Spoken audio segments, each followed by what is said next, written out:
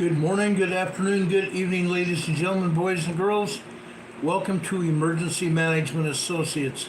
I'm going to wait for YouTube to catch up here. It seems like YouTube is running behind again and again and again. So we're just going to wait for just a second. They just came on here, and yes, we are live on YouTube. I want to welcome everybody here to our program tonight. This is Ron Tyler with Emergency Management Associates. We're coming to you from the Area Command, 392 miles west of Kitty Hawk Beach, North Carolina. I am going to be talking about the Unmanned fault tonight.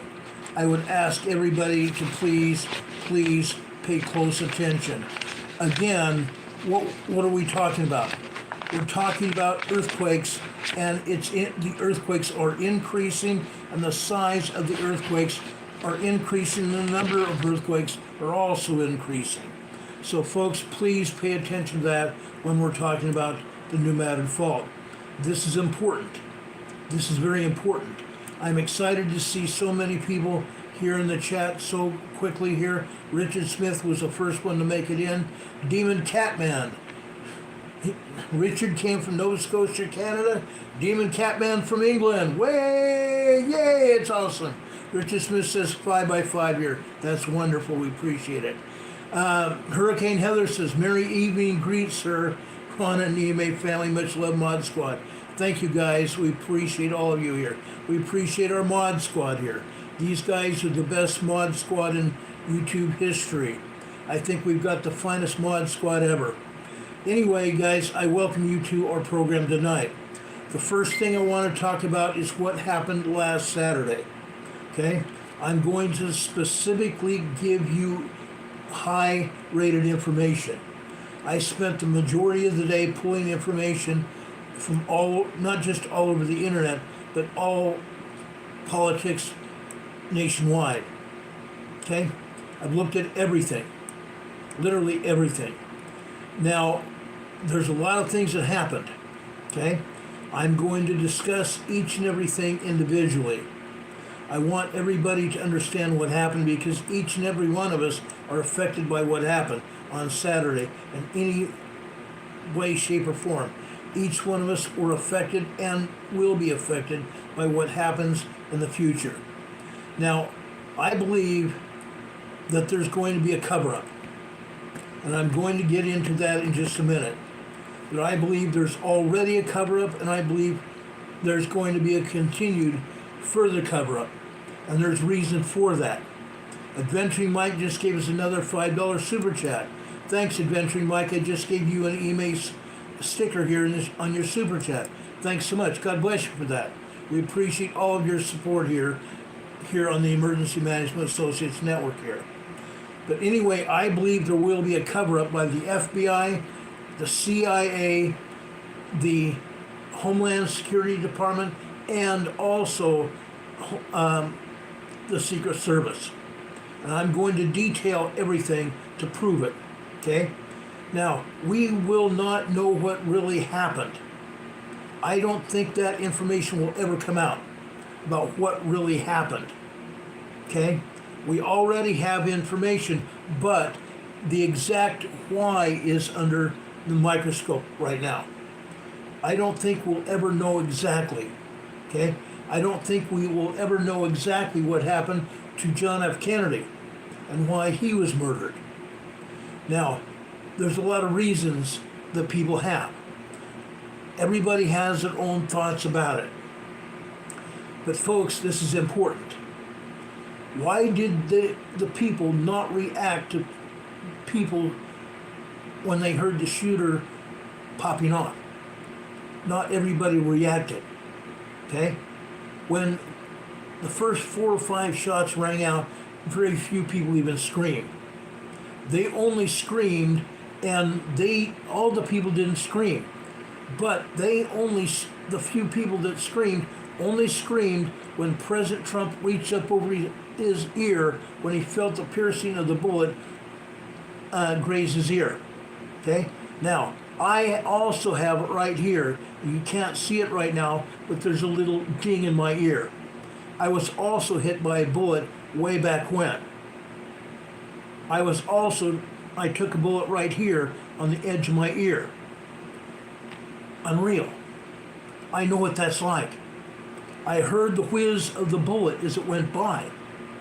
I felt it hit my ear. It was only after I went into the police department later that night, that someone asked, "Ron, you have blood on your ear." Yes, I felt something, but I had forgotten about it. But someone told me, "Ron, you have blood on your ear."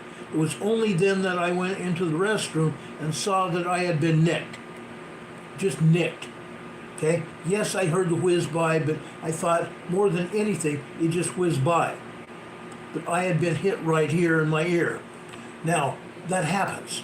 It happened to President Trump. He said he heard the bullet go by. But in President Trump's case, he had 3 rounds that went by him. 3 rounds that went by him. The first round was seen on close still photography. The first round was seen whizzing by his head. That bullet missed him. The next bullet went in front of him like this. He didn't even see that. He heard the whiz by, but he didn't even see it because the bullet whizzed by his head just like this. The third bullet whizzed and hit his ear. And nobody even realized what had happened until President Trump went up and grabbed his ear because he felt some pain when the bullet hit his ear. He felt some pain. He reached up his hand and that one like this, and then he saw the blood on his hand. That's when he ducked. So 2 rounds went by President Trump before he even realized he got hit by the 3rd round. Now, there was a total of about 8 to 10 rounds that were shot. When President Trump went down behind the red, blue, and white bunting, okay, on the front of the stage, we talked about this before. When he ducked down there, what everybody doesn't know is that red, blue, and white bunting is covering a bulletproof piece of steel. The president and all other protectees have been told by the Secret Service, if they're being shot at, to go and duck down behind that bunting, okay, behind that steel. That steel will protect them. And then all of a sudden, the Secret Service came out of nowhere and piled on top of it. Probably 6 to 8 Secret Service agents piled on top of him. One of those Secret Service agents basically body slammed him, ran into his arm. President Trump has a bruise on his arm because the agent body slammed him. Hit his arm with such force that now he's got a bruise on his arm. Okay? Now, why didn't they react, the Secret Service I'm talking about, why did the Secret Service not react to the people screaming after the shooter was on the roof? There were people out in the field, behind the rostrum, behind the stage, and some people saw the shooter on the roof. Yes, the people screamed for that.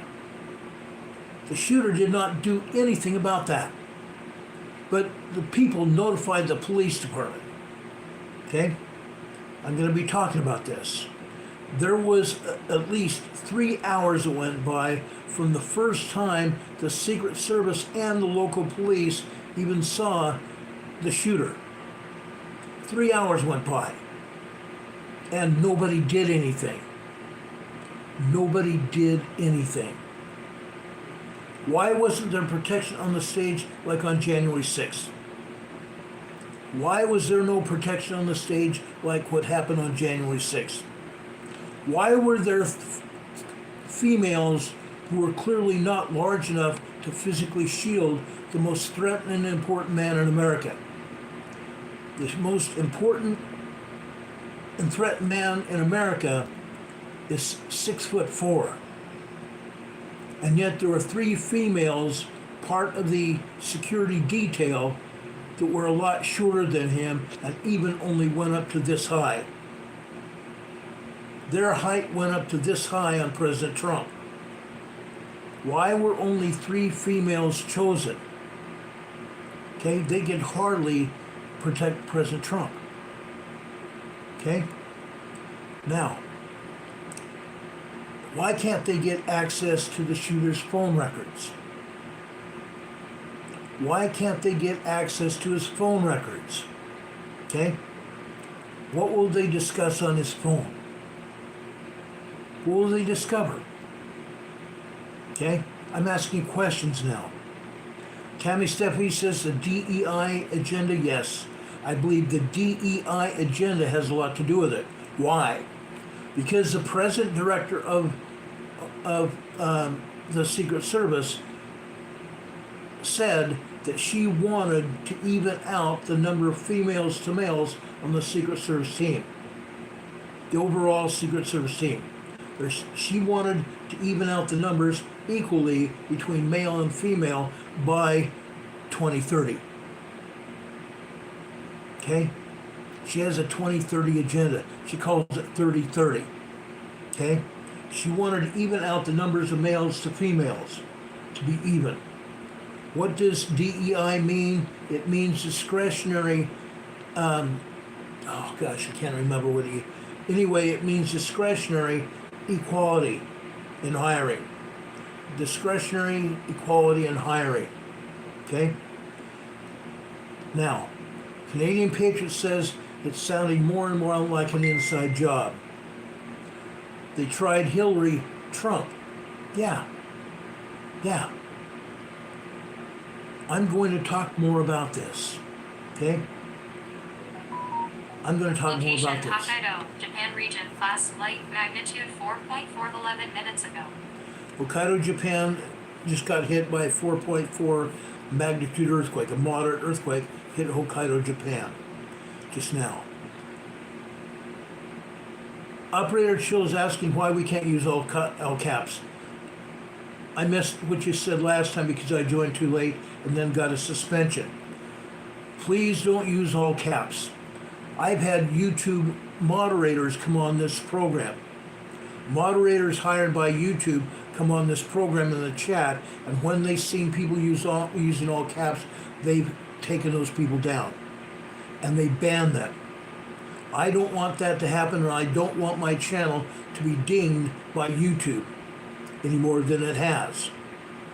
So please do not use all caps. You can use an all capital letter, one capital letter at the beginning of each sentence. Okay?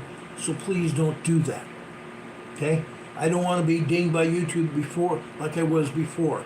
I had another channel before this that had 25,000 subscribers, and YouTube kept dinging me. They banned me for a week, they banned me for a month, they banned me for 2 months, and then they took me down. I don't want that to happen again. Okay? So please don't use capital letters here. Yes, what a stupid thing for YouTube to do. I agree, but they've done it. So please, people, please don't do that. Anyway, why can't the Secret Service gain access to this guy's phone records? The phone was locked up when the Secret Service got it. What will they discover on the phone? It's unknown. It's unknown. Did the shooter try to contact someone about what he was about to do? That's another important question. Was he trying to contact someone else to talk about what he was about to do? Okay? Why isn't an outside agency the one that's investigating this? Why isn't an outside agency the one investigating this? What's going on? Who's investigating this? The FBI. We can't trust the FBI. They are proven to be untrustworthy. They are proven to be untrustworthy many, many times over. How many times do we have to have the FBI investigate something and have it turn into alphabet soup?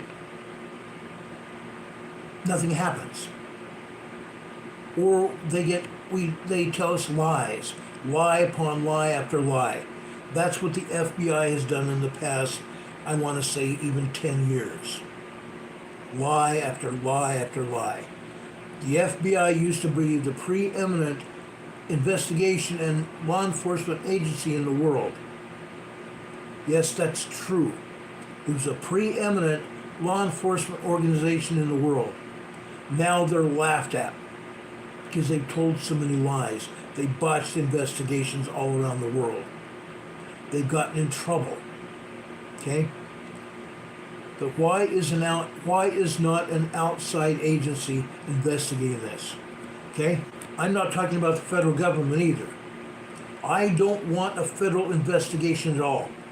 However, I do want an investigation to be done by an outside agency. And I'm talking about maybe the state of Ohio, the state of Pennsylvania, whatever it takes. But an outside agency without bias should be investigating this, and the FBI should keep their stupid mouths shut. The Secret Service also has part of this, and I'm going to talk about this in a minute. Okay? Now, we talked the other day about the sharpshooter. The sharpshooter was an outside agency police officer. Now, if you remember, I showed you a picture of the sharpshooter. I showed you a picture of the sharpshooter. Now, I'm going to do it again. I want to show you the picture of this guy.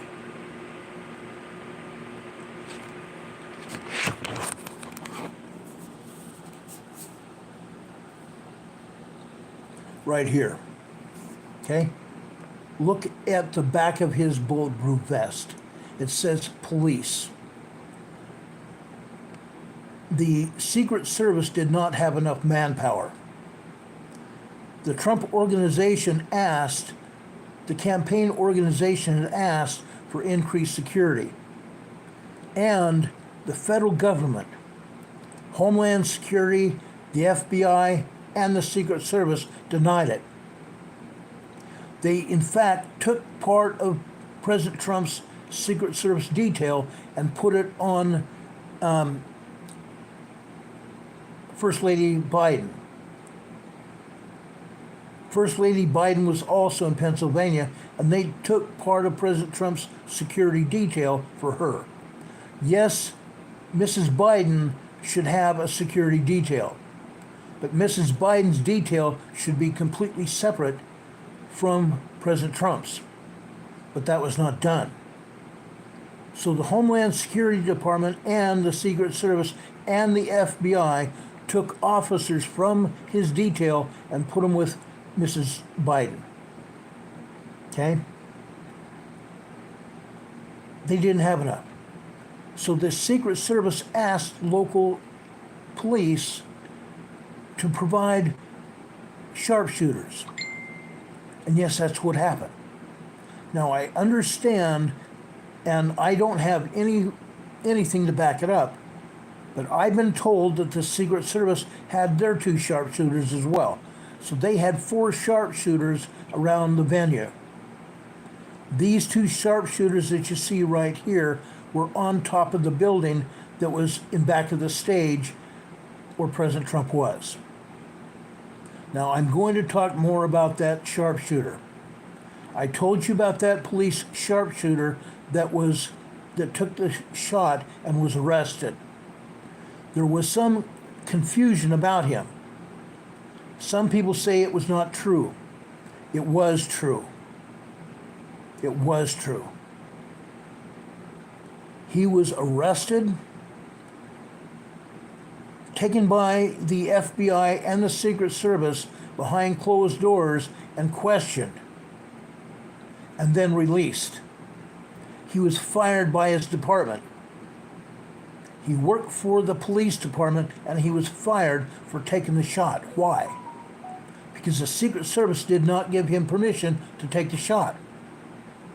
The Secret Service said, hold off. Don't shoot unless you have permission. He didn't have permission. But when he saw the shots ring out and headed towards President Trump, he took the shot and took the guy out. Okay? Songstress Griffin is asking where they didn't want anybody to know where the ladder went. I will address that also in a few minutes. But they arrested the police officer that took the shot and took out the shooter. They questioned him, they released him, and he got fired from his department. That's a crock of crap as well. Okay? That should not have happened. But it did. Now, there's a lot going on. There's a ton of stuff going on. It doesn't make any sense, some of it. But what I've been able to make sense of is this has happened. This has happened. And the government is covering it up. Now, I'm going to show you 3 more pictures. Again, that shooter, allegedly Crooks, but I don't even believe that's his name. Okay? They've got pictures of Crooks. But the picture that they had of him on the roof after the fact and the picture of him before that don't match up. I want to show you this picture now.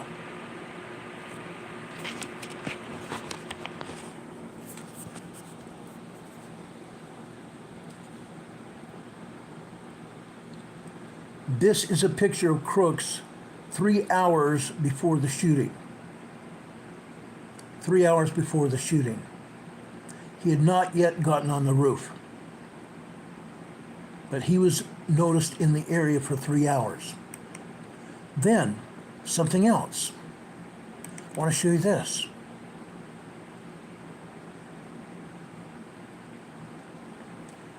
This is a picture from ABC News. If you go back over here, right here, the police and the FBI and the Secret Service have identified this as Crooks in the nearby area in the field behind the stage where President Trump was. Okay? That's Crooks. That's not the only one.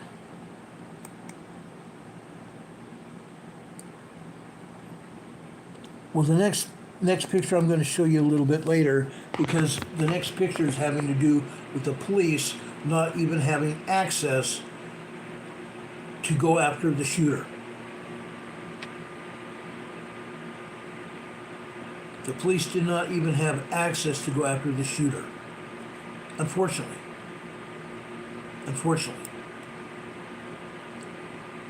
Rain says I edited that. No, I did not edit the picture. I did not edit the picture. That picture came right off of video. I took that picture off of video from ABC.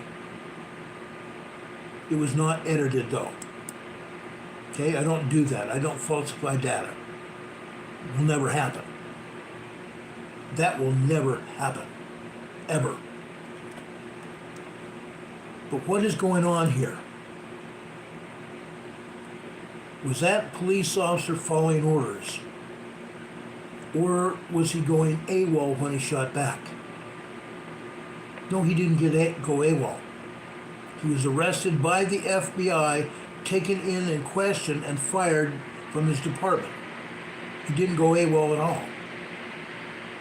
He was disciplined for doing his job, protecting the president that was there. The next question I have, is there audio evidence of what was being told to the sniper behind the scenes? Is there evidence?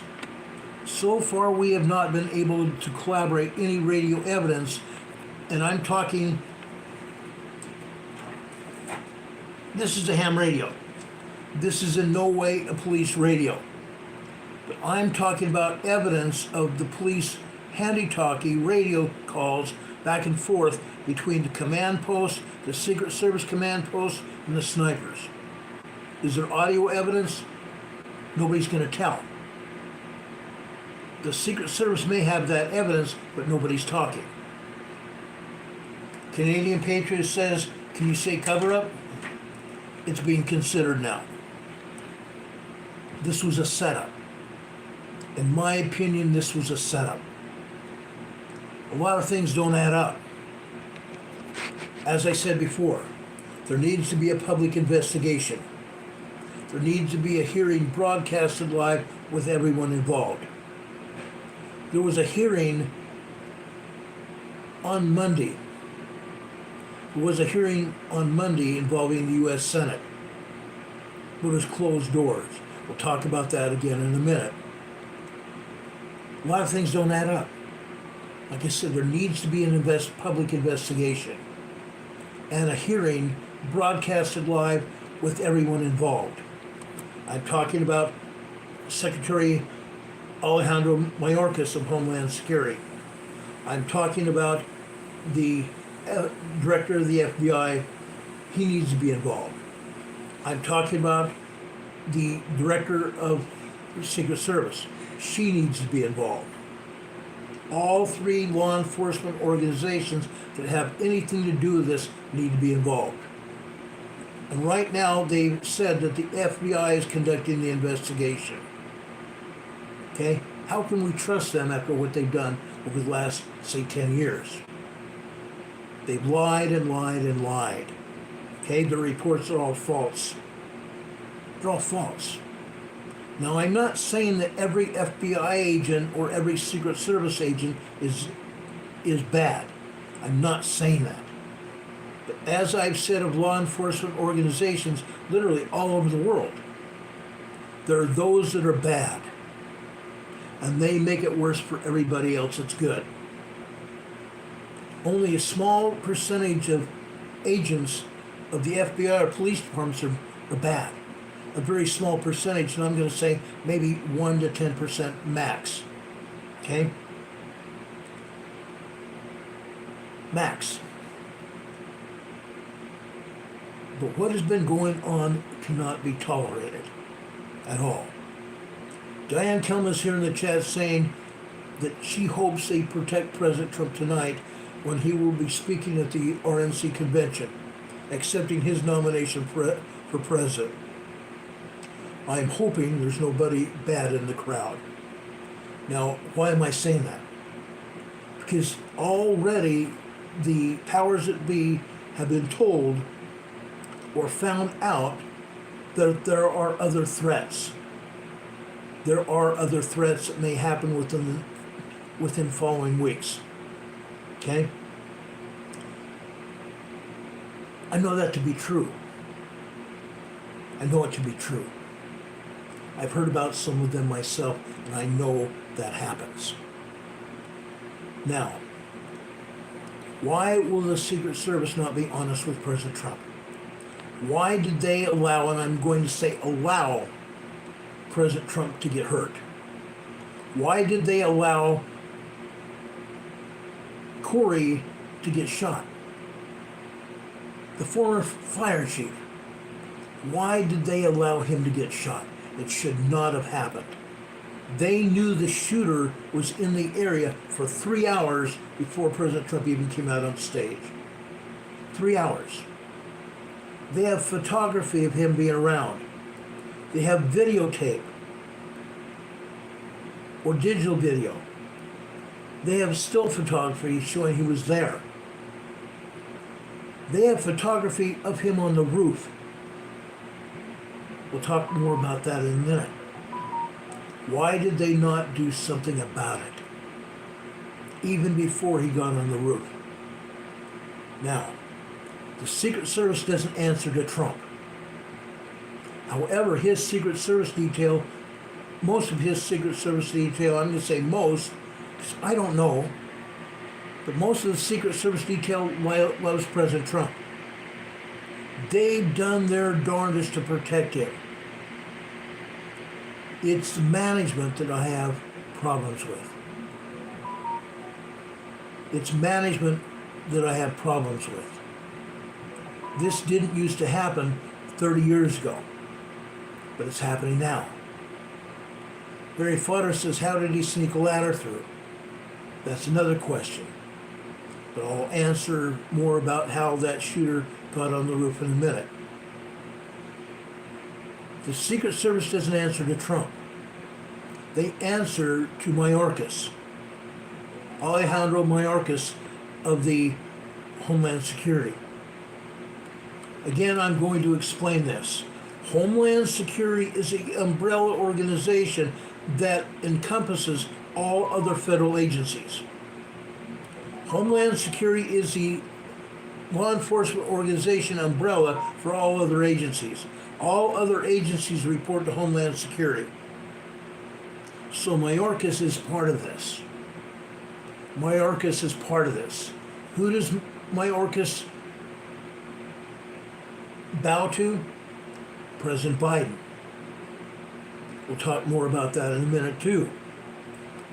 It's not right. It's not right. No, Roper, I don't have COPD, and right now we're not talking about it. So if you want to talk about something, you need to have my permission, and now you've been banned for 5 minutes. If you continue asking questions other than what we're talking about, you'll be taken off here permanently. So please don't do that again. Okay? So anyway, the umbrella organization doesn't answer to Trump. Mayorkas answers to President Biden. Okay? The Secret Service agents report to their Secret Service heads, and she reports to Mayorkas. The FBI is also underneath Homeland Security. Okay? But the FBI was not part of the command that Secret Service had set up. Yes, I'm sure there were FBI agents there.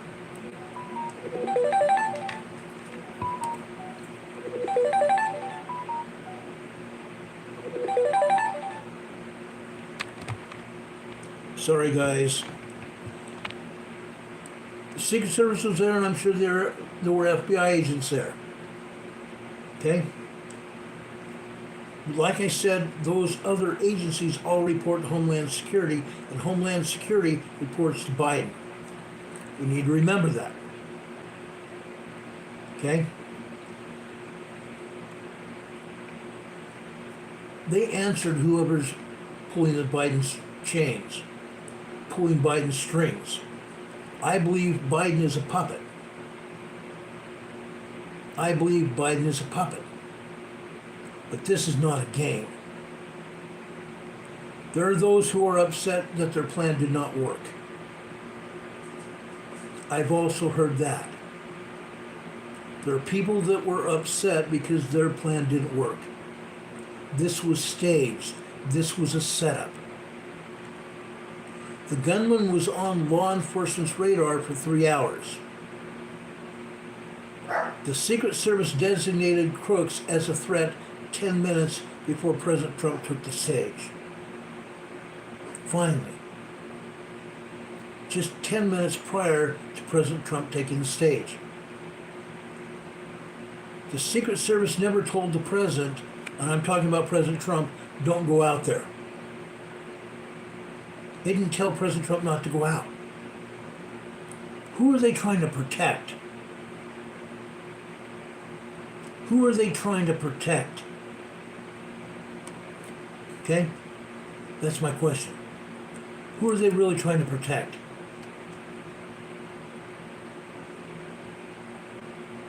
I don't know, it says they should stop hiring women. That's not the case. I talked about that last night and the night before. If you want to find out my opinion on law enforcement women, go back to my previous shows and you'll find out. Some of these women are highly trained. However, I do not, like I said, agree with the Secret Service head right now because she wants to have even numbers of women and men. Number one, that's not fair. Number two, most women are not as tall as President Trump or other men. And they can't adequately shield the protectee, in this case meaning President Trump. Okay? There were 3 women assigned to President Trump's protective detail. All of them were extremely short. That should never have happened. Put women with women. Put the women agents with women that are shorter. Okay? Anyway, let's get off that. That doesn't mean anything right now. Again, the Secret Service should have told President Trump, wait for a few minutes. We have a problem. There's a security problem, Mr. President. Please don't take the stage right now. And I'm sure President Trump would have agreed with that. Then the Secret Service would have taken care of the problem. But that did not happen. They let Trump take the stage anyway. 8 minutes later, Trump was shot. Crooks, or whoever the shooter was, first aroused suspicion about 3 p.m. on Saturday afternoon. That is when security first saw him with a rangefinder. He was messing around over at the magnetometer that everyone had to walk through to gain access to the stage area, to gain access to the venue. You had to walk through a magnetometer. That's when the Secret Service agents first aroused suspicion with Crooks. Security saw him with a rangefinder, passing through the metal detectors. They kept an eye on him after that until he disappeared. Yes, he disappeared for a while. Crooks was later spotted a second time, this time by a sniper looking up at the roof, observing the building that Crooks scaled and got shot from. This was radioed into the command center. The sniper radioed into the command center. At one point, the sniper saw Crooks sit down and started scrolling through his phone. Investigators believe he may have actually had 2 phones. It was at this time that the snipers thought that he looked really suspicious. It was at this time that this information was sent to the center, the command center of the Secret Service at the rally. Then they caught him on camera lurking around. A short time later, they caught him returning to the building the second time, this time with a backpack. Again, the locals, the police that were there, alerted the Secret Service command. But at this time, they did nothing about it.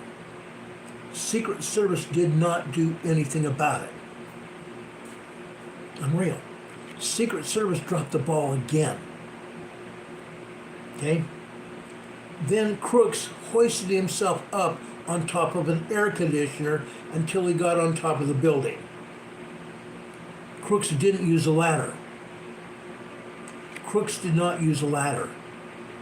He hoisted himself up off a big air conditioner to get on the ladder, or get on the top of the building. Okay? The ladder was a false flag.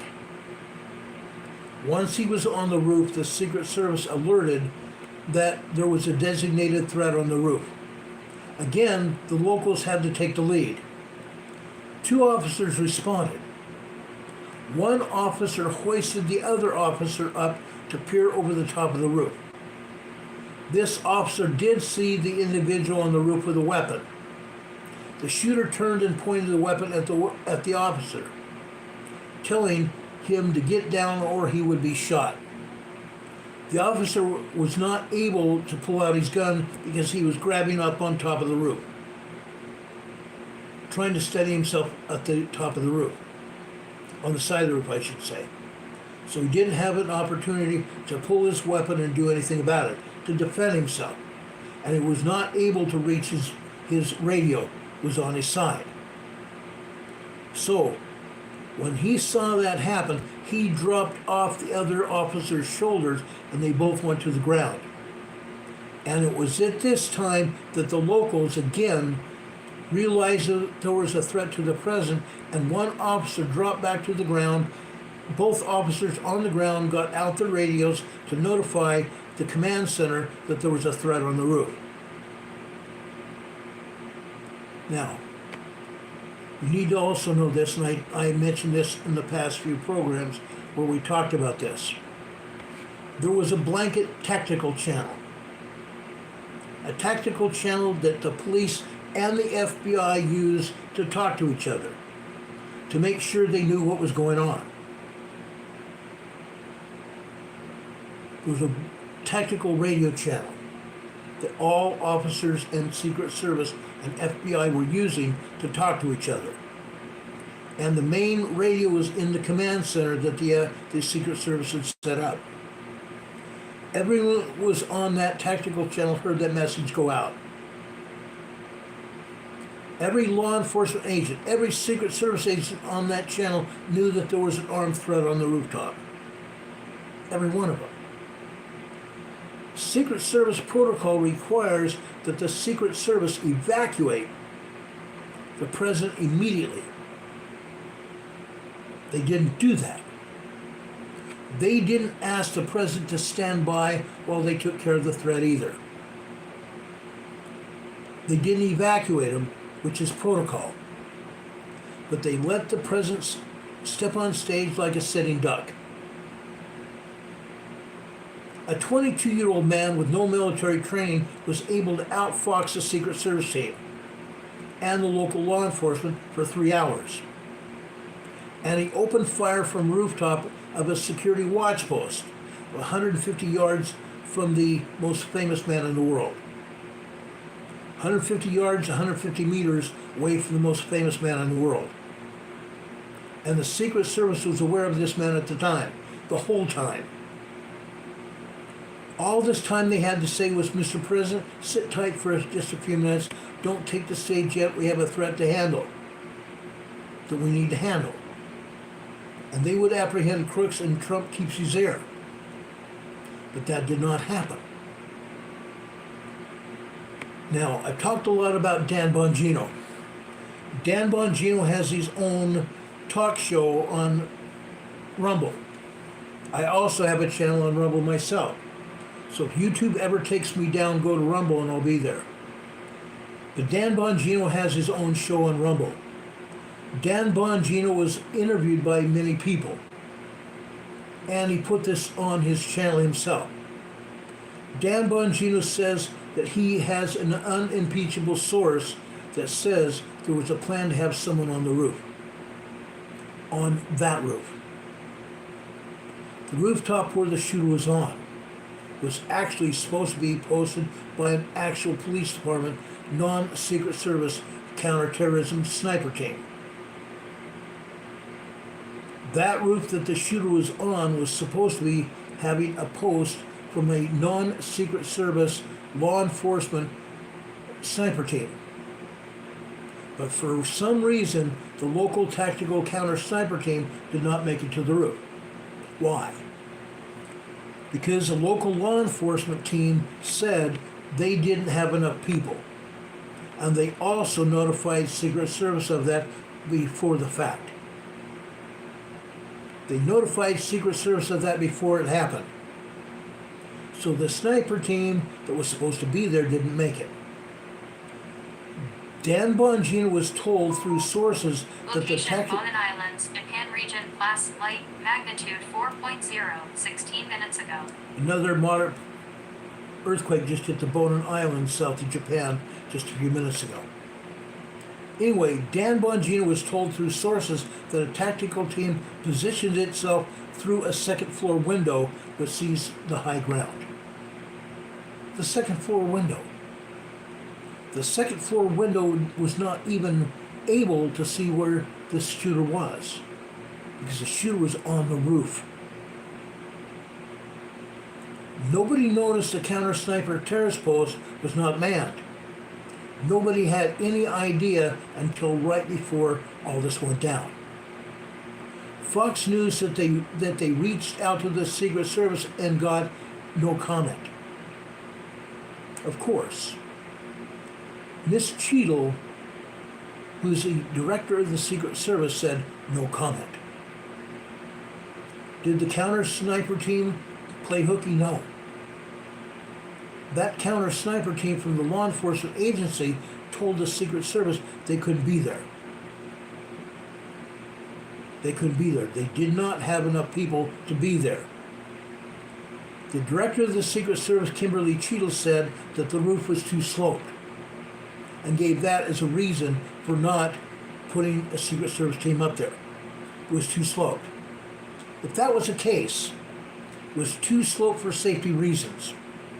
Looking at what we know now and analyzing the video with 3 armed law enforcement personnel standing over the body of the now dead sniper, we know that was not true.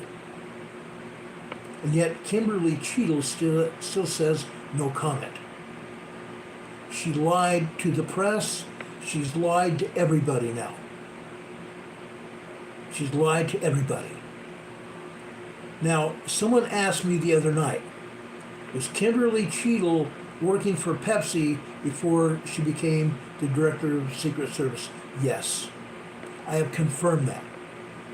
She was the head of security for PepsiCo before she was appointed to be head of the Secret Service. To me, that doesn't cut it. To me, you have to come from a local law enforcement agency, from some other law enforcement agency before you go direct into the Secret Service. She had really no prior experience of being in a federal agency of any kind before she got appointed to be the head of the Secret Service. She had no clue. She had absolutely no clue. And honestly, that may or may not have been her fault. She should never have been put in that situation. Okay? I don't know, you've been taken off again because what you're talking about had nothing to do with minorities. This is not a race issue. This is not a race issue. I'm not even going to go there. Anyway, a perimeter of the area was set. There was an outside perimeter where that building was, and then there was an inside perimeter where the event was held. 2 different perimeters. The perimeter was set so that the bullets did start flying. The bullets did start flying. Responding officers were trapped. Responding officers were trapped. Let me show you a picture of why I believe the officers were trapped. Okay? This is also important.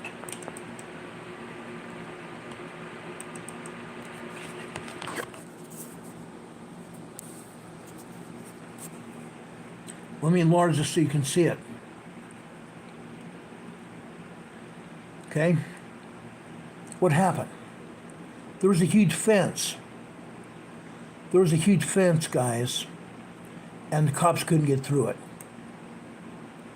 I'm not sure if this is actually the picture I want to show you.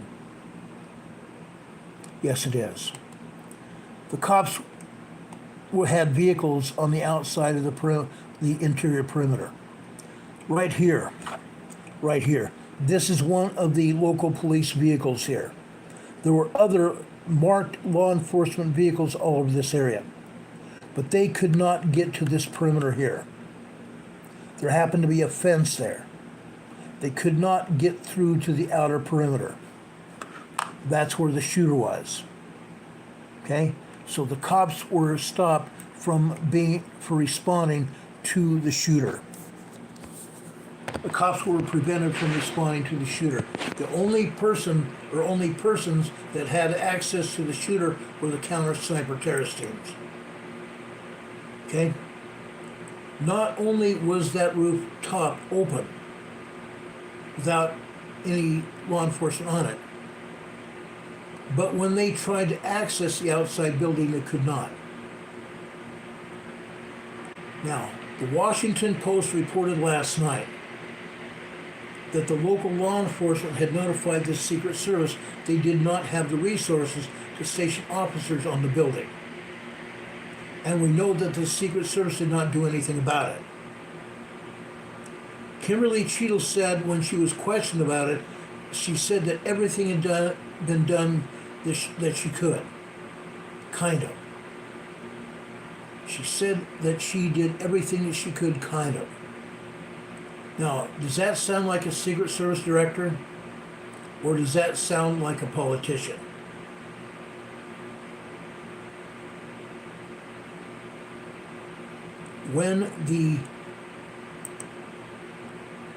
when the crap hit the fan, and all of a sudden, Secret Service Director Kimberly Cheetle was asked if she had done everything. She said she'd done everything that she could, kind of. That sounds more like a politician than it does a Secret Service Director. Okay? Yesterday there was a closed-door briefing to Congress at the Capitol, the senators. And that shows a search of the suspect's history. Searches for Trump rally dates. Okay?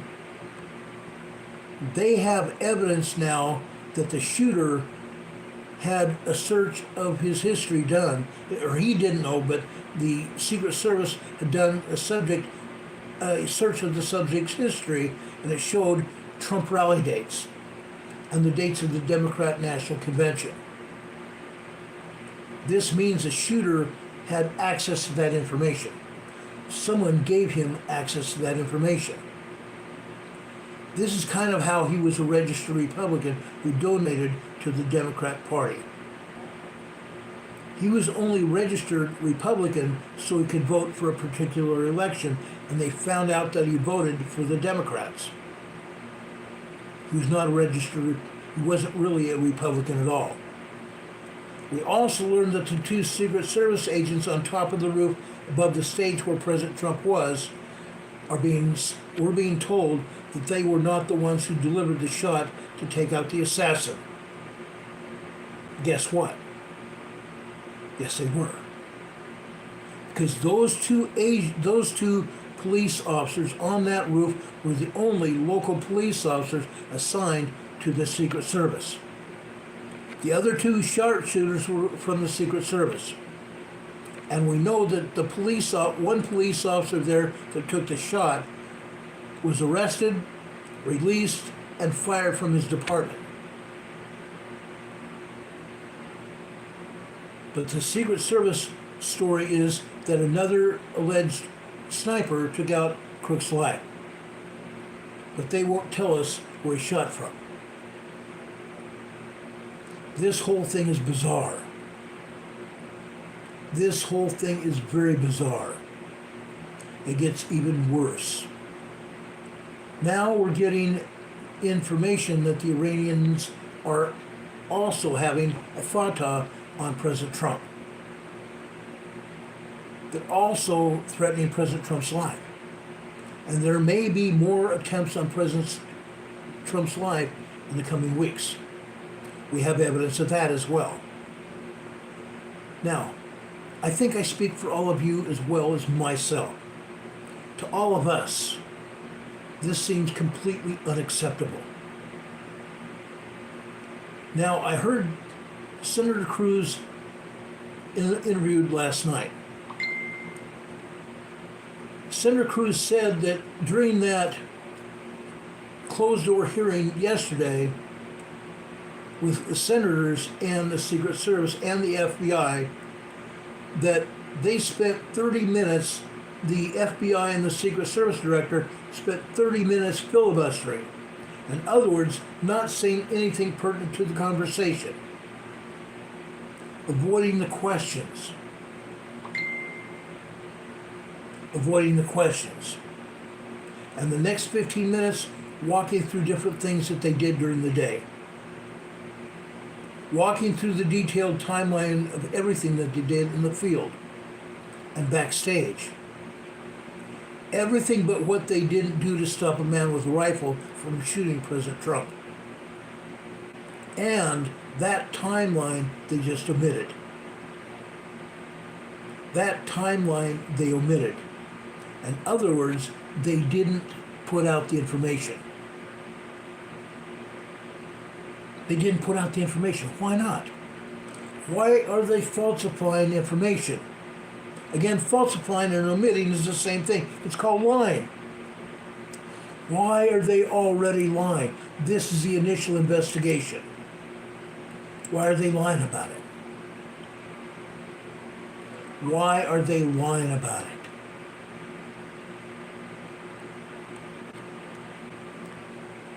Ted Cruz said that the director of the Secret Service should brief everybody. But after the briefing yesterday, they only allowed a handful of questions. And this was a virtual briefing. It was completely virtual briefing. Senator Cruz said you had to hit numbers on your phone to be allowed to ask a question. And they never did get to any of the conservatives' questions to ask. It was only people from the Democrat Party. One of the questions that he wanted to ask if given a chance were, why were not more officers assigned to the protective detail at the rally? 2, why was that rooftop not secured? Why was there not an agent on the roof? I think we've answered that question. 3, why were there no aerial assets assigned there? No helicopters, no drones. I'll answer that question again in a minute. 4, when you spotted the shooter, why was he not detained? That's another big question. Why was he not detained? 5, why did you let Trump go on stage when you knew you had that risk? Cheetle yesterday would not answer any of the questions. She continued to say things were just fine. Things were just fine. This is a complete lack of accountability. This is utterly disgraceful for the head of this agency. This is utterly disgraceful to be the head of a law enforcement agency and ask or answer questions that doesn't mean anything. Things are just fine. Now, I think we all remember that scene in Dallas many years ago, November 1963. There was a big cover-up done then, and it's still a cover-up now. We have never been given the full picture. Many people have questions, serious questions, about what happened this past Saturday. Do you or any of you think that they are going to give us answers? I have questions. I have questions whether we will ever get the truth. Okay? Canadian Prepper says this is definitive proof that the swamp is much deeper than we first thought. Oh yeah. And the protectors are lacking the information, and the protectors are not able to do their job because the management won't let them do it. The management is not letting them do it. Okay? It seems like Cheetle has been covering this up. I've seen many interviews now. I've gone through a lot of information to put this program together. Cheetle does not answer any questions directly, acting more like a politician than the director of the best protection agency in the world, because that's exactly what the Secret Service used to be. She should have already tendered her resignation before now. The leadership on this was utterly incompetent. I'm talking from Miss Cheetle on down to local management of the Secret Service at the detail. Local management at the command post, lacking. Again, what was the protocol? To protect the president. Once the Secret Service found out that there was a threat, the protocol was to evacuate the protectee as soon as possible. They didn't do that. They allowed President Trump to take the stage. That's incompetent. That, folks, is not satisfactory at all. Now, I'm not necessarily saying that all the agents there Saturday behaved unethically. The ones I'm saying that were there at the stage behaved heroically. They put their bodies in harm's way. They put their bodies in the way of the bullets to protect the president. I'm not putting those agents down. The leadership is either incompetent or it was entirely, utterly political in nature, meaning that this was a setup to take President Trump out. There are a lot of haters within the Democrat Party. Maxine Waters, Mr. Biden, Miss Pelosi, Chuck Schumer, Jerry Nadler.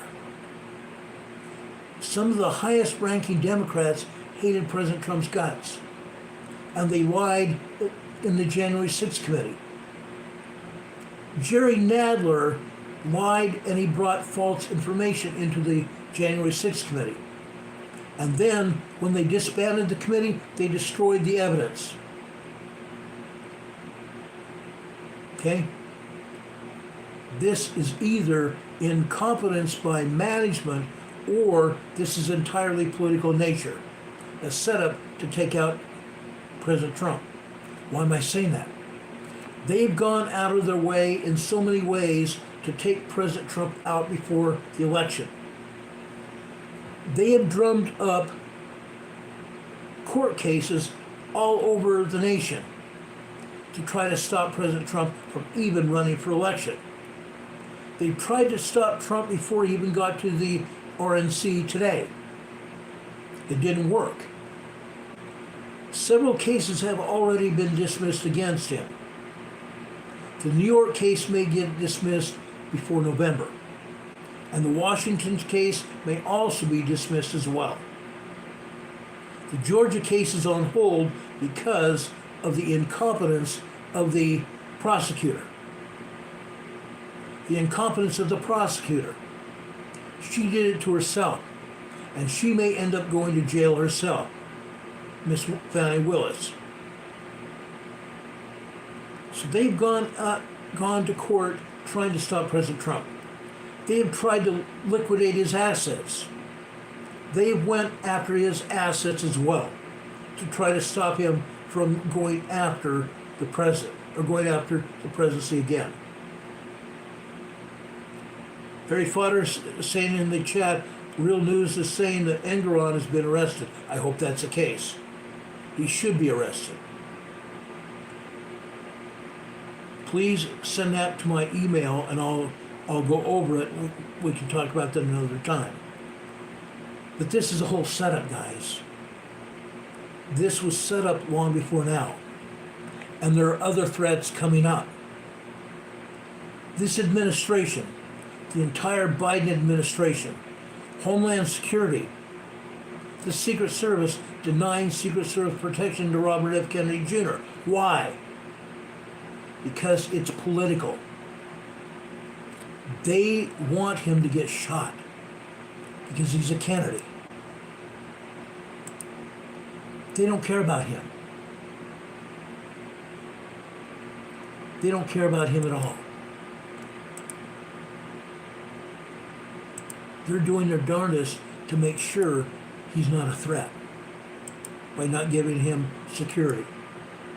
So he can't adequately campaign either. They threw a wrench into his campaign. And the Biden administration knew that. Okay? So they denied protection from Robert F. Kennedy, even though his father and his uncle were murdered by an assassin. And they denied him protection. It seems like everything that the Biden administration has done is partisan politics. It's partisan politics. Now, I believe the Senate must have an emergency hearing next week. I believe the Senate must have an emergency hearing next week, and it needs to be an open door hearing, meaning the media should be there, and the media should report on what happened and what happens in the future. The Secret Service Director needs to be there. The Homeland Secretary, Mayorkas, needs to be there. The head of the FBI needs to be there. They should be answering everything. They should be answering the questions once they're there. They shouldn't filibuster anything like they did yesterday in that virtual conference with the Senate. They should be answering these questions, and they should be answering the questions about how many security threats have been lodged against President Trump. How many security threats, and also where those security threats come from and why. Now, one thing I found that President Cruz said, and I believe with him, that President Trump is the most threatened person in the world. And the Secret Service management have utterly failed in their core job. The Secret Service management has utterly failed in their core job to protect the president and their protectees. If this is the way they protect President Trump, this is the way they're going to protect everybody. Because the Secret Service is failed. It's all partisan politics. It's a failed law enforcement organization. It's not like it used to be. The resources to protect President Trump this past weekend were denied or diverted. Diverted because Miss Biden happened to put herself over in Pennsylvania too on her own deal. And some of President Trump's assets were taken to protect her. Yes, she needs to be protected. But why did she not have her own protection team rather than taking the protection from President Trump? That's because the leadership failed. She should have had her own protection detail. The first ladies usually do. It should not have been diverted from President Trump. They planned this. In my opinion, they planned this. I don't have any evidence itself that the Secret Service is in on the politics. I don't have any evidence at all that the Secret Service is in on the politics that have happened. But it's pointing that way. Senator Cruz last night said he believes in this country.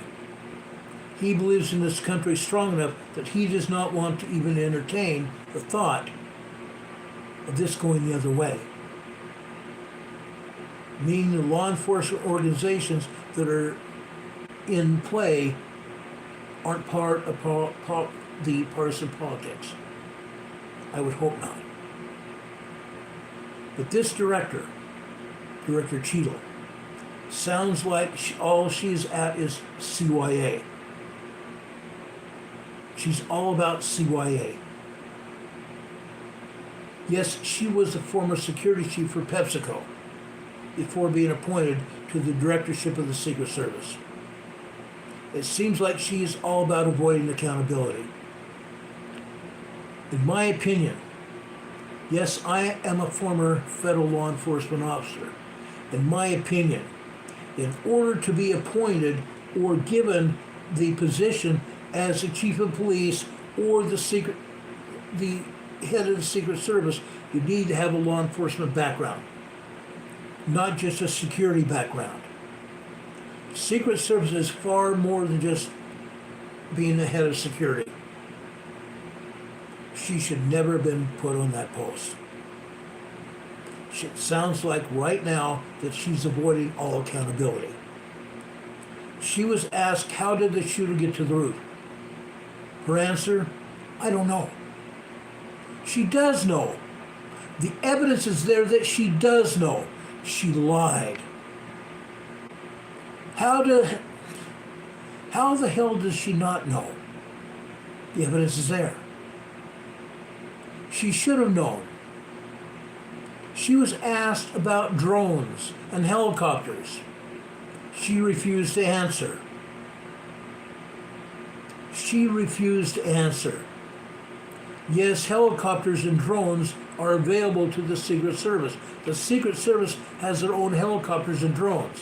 Why were they not in play here? Why were they not in play? She said, "We determined that the counter snipers were adequate for the rooftop." That was obviously wrong. There were not enough sniper shooters to be available to put on that rooftop or anywhere else. The Secret Service used the agencies there for police backup. And they were only able to give some backup to the Secret Service, because the police agencies didn't have enough people either. So that was obviously wrong too. Zero accountability. Zero recognition. In my opinion, she screwed up. Her leadership, management screwed up. This administration should see what she and her organization did and did not do. Why has President Joe Biden not fired her? Why has President Biden not fired her? Why has she not offered her resignation? Let's go back to Afghanistan. What about Afghanistan? Joe Biden left our military equipment there. Millions and millions of dollars of military equipment, including planes and helicopters and tanks and weapons, were left in Afghanistan. He left our citizens there, sitting ducks. American citizens on the ground in Afghanistan were not evacuated. 13 of our soldiers were killed, and yet no one was fired over that either. What is wrong with this picture? What do you have to do to get fired by this administration? Or any administration? There is no accountability right now. None.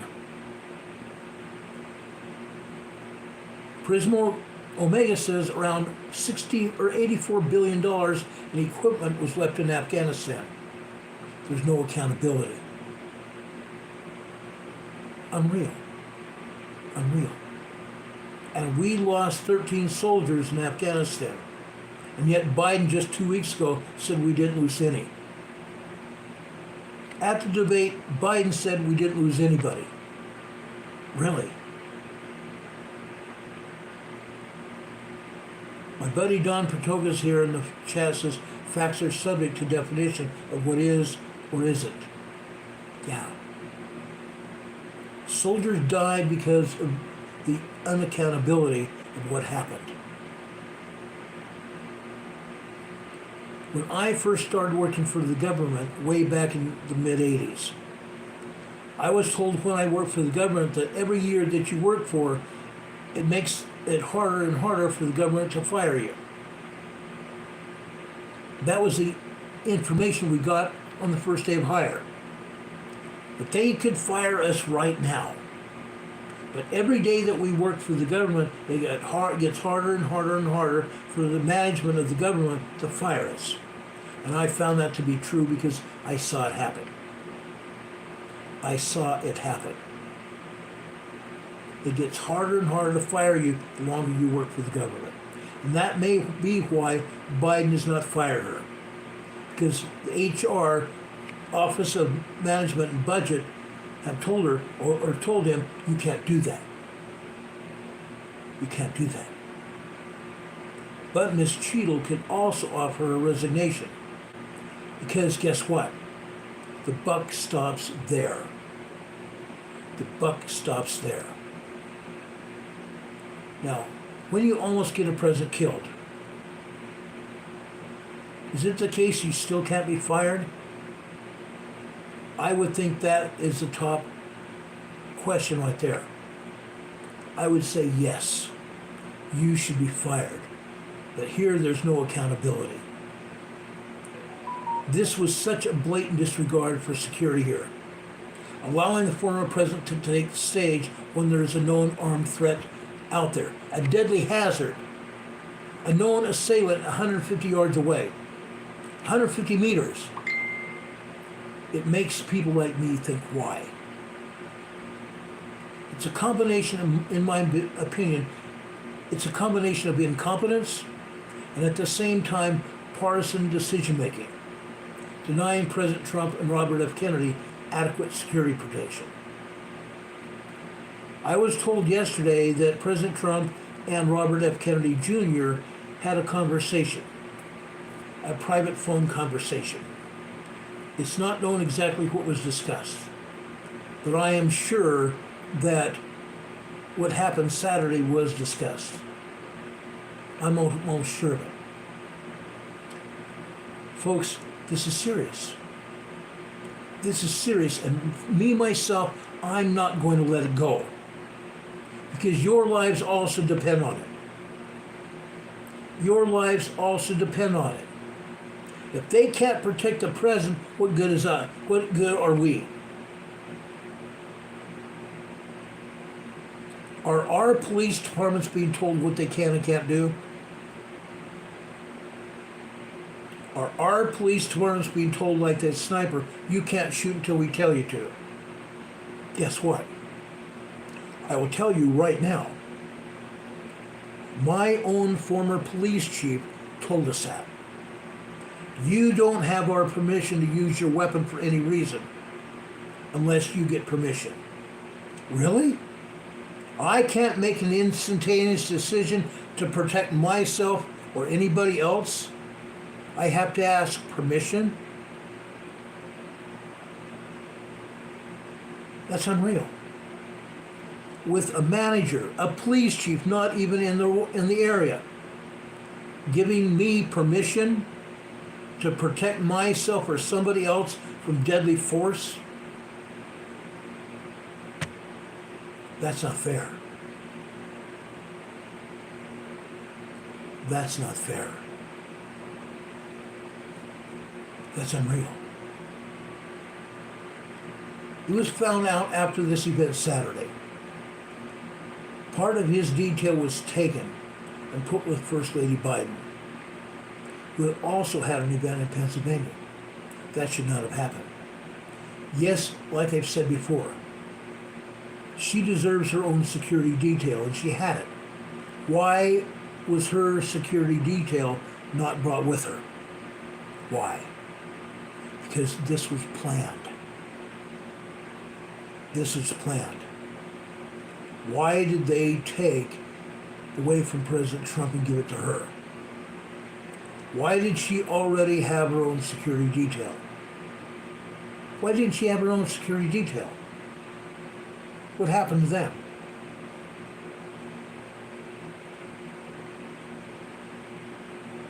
Like I said, I feel that this was a personal political decision to do what they did. But that decision ended up in almost President Trump not being here and his being killed out there in that field in Pennsylvania. I feel that this administration has gone after Trump in every way possible, like I said. And this seems just like another dirty trick. And I hope I'm wrong. I hope I am dead wrong. But I'm still going to ask what is really going on and who is really in charge. What is really going on and who is really in charge? Yes, you and I deserve answers. You and I deserve answers. And the only way we're going to find answers is if we all stay on top of this. If we all stay on top of it. That is the only way we're going to get the answers. It's not any other way. It is not any other way. Now, I told you that we're going to be talking about earthquakes and talk about the pneumatic fault and what's going on.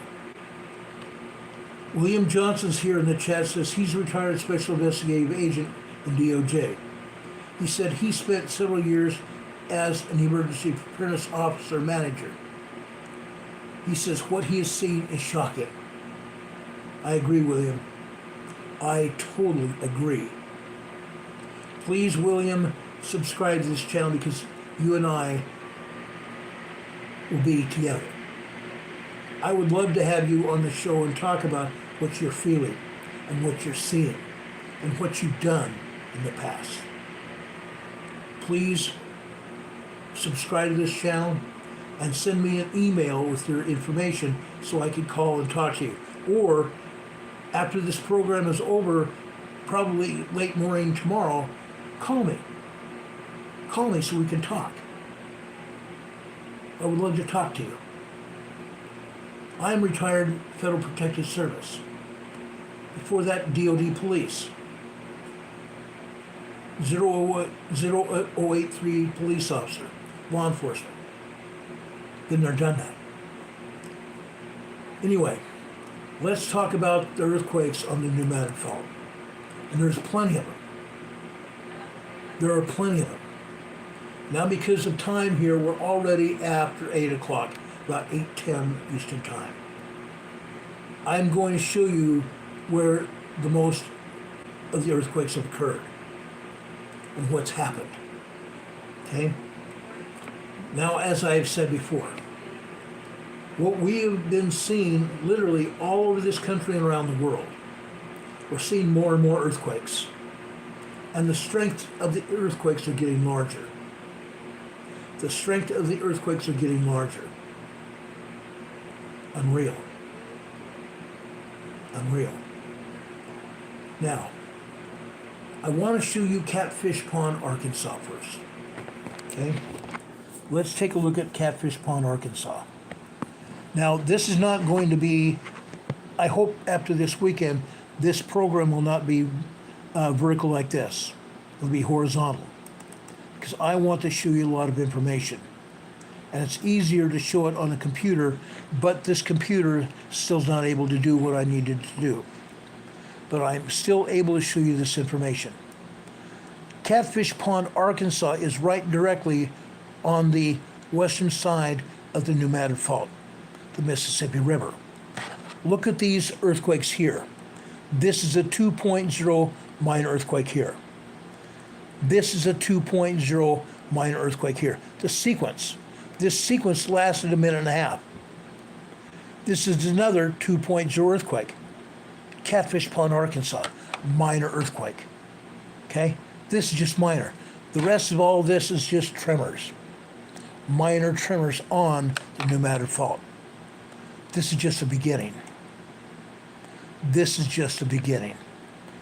I want to go over Little Rock, Arkansas. Why? This is also right on the western side of the Pneumatic Fault.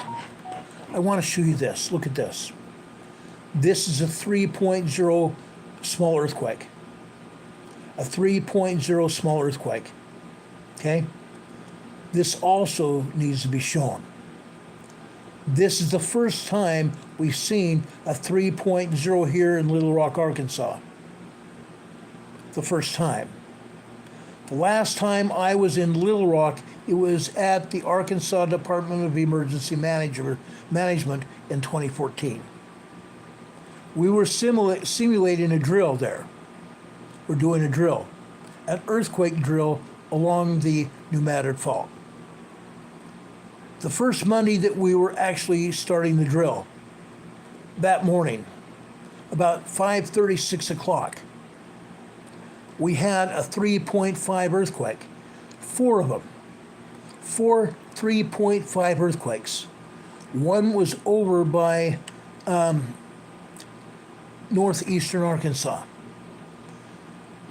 Then the other 2, well, 2 of them were up in Missouri. Up in Missouri, the center part of the Pneumatic Fault. The next earthquake, the 4th earthquake, was over in eastern Oklahoma. Eastern Oklahoma.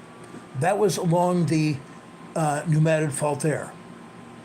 Okay?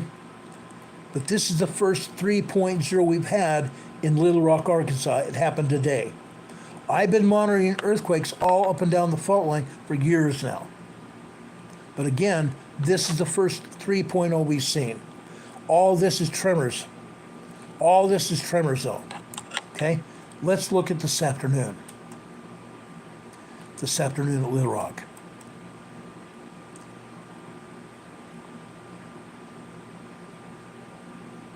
Look at this. This is a second 3.0 earthquake. today. This one happened at 2:07 p.m. 2:07 p.m. The other one happened late morning. So within like 3 hours time period, we had two 3.0 earthquakes.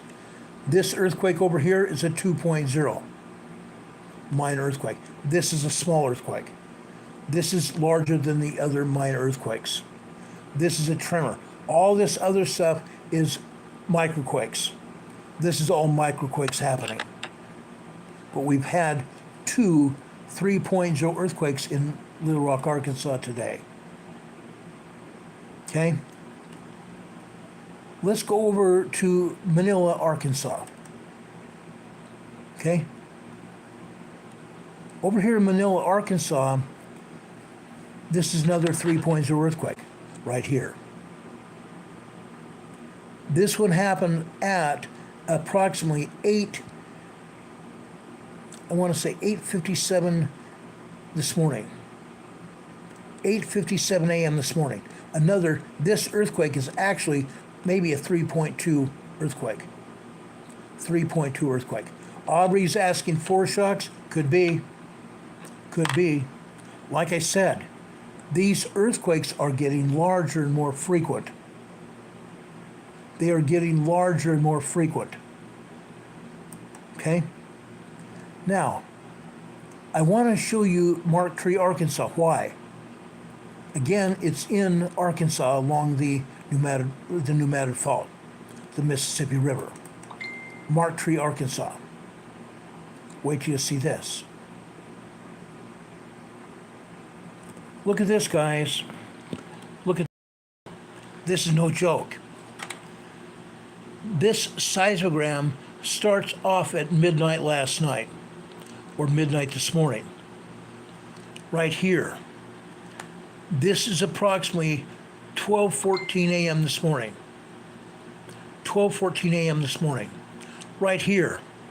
This is the start of approximately a 3.0 earthquake right here. And you can see if we go close up here, you're going to see many other earthquakes here. It's just not one or two.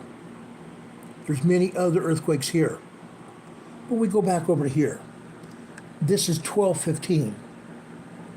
This is at least a 3.0, 3.3, maybe 3.4 earthquake. Small earthquake. And this sequence started over here at 12:14 a.m. this morning, and it continued over here.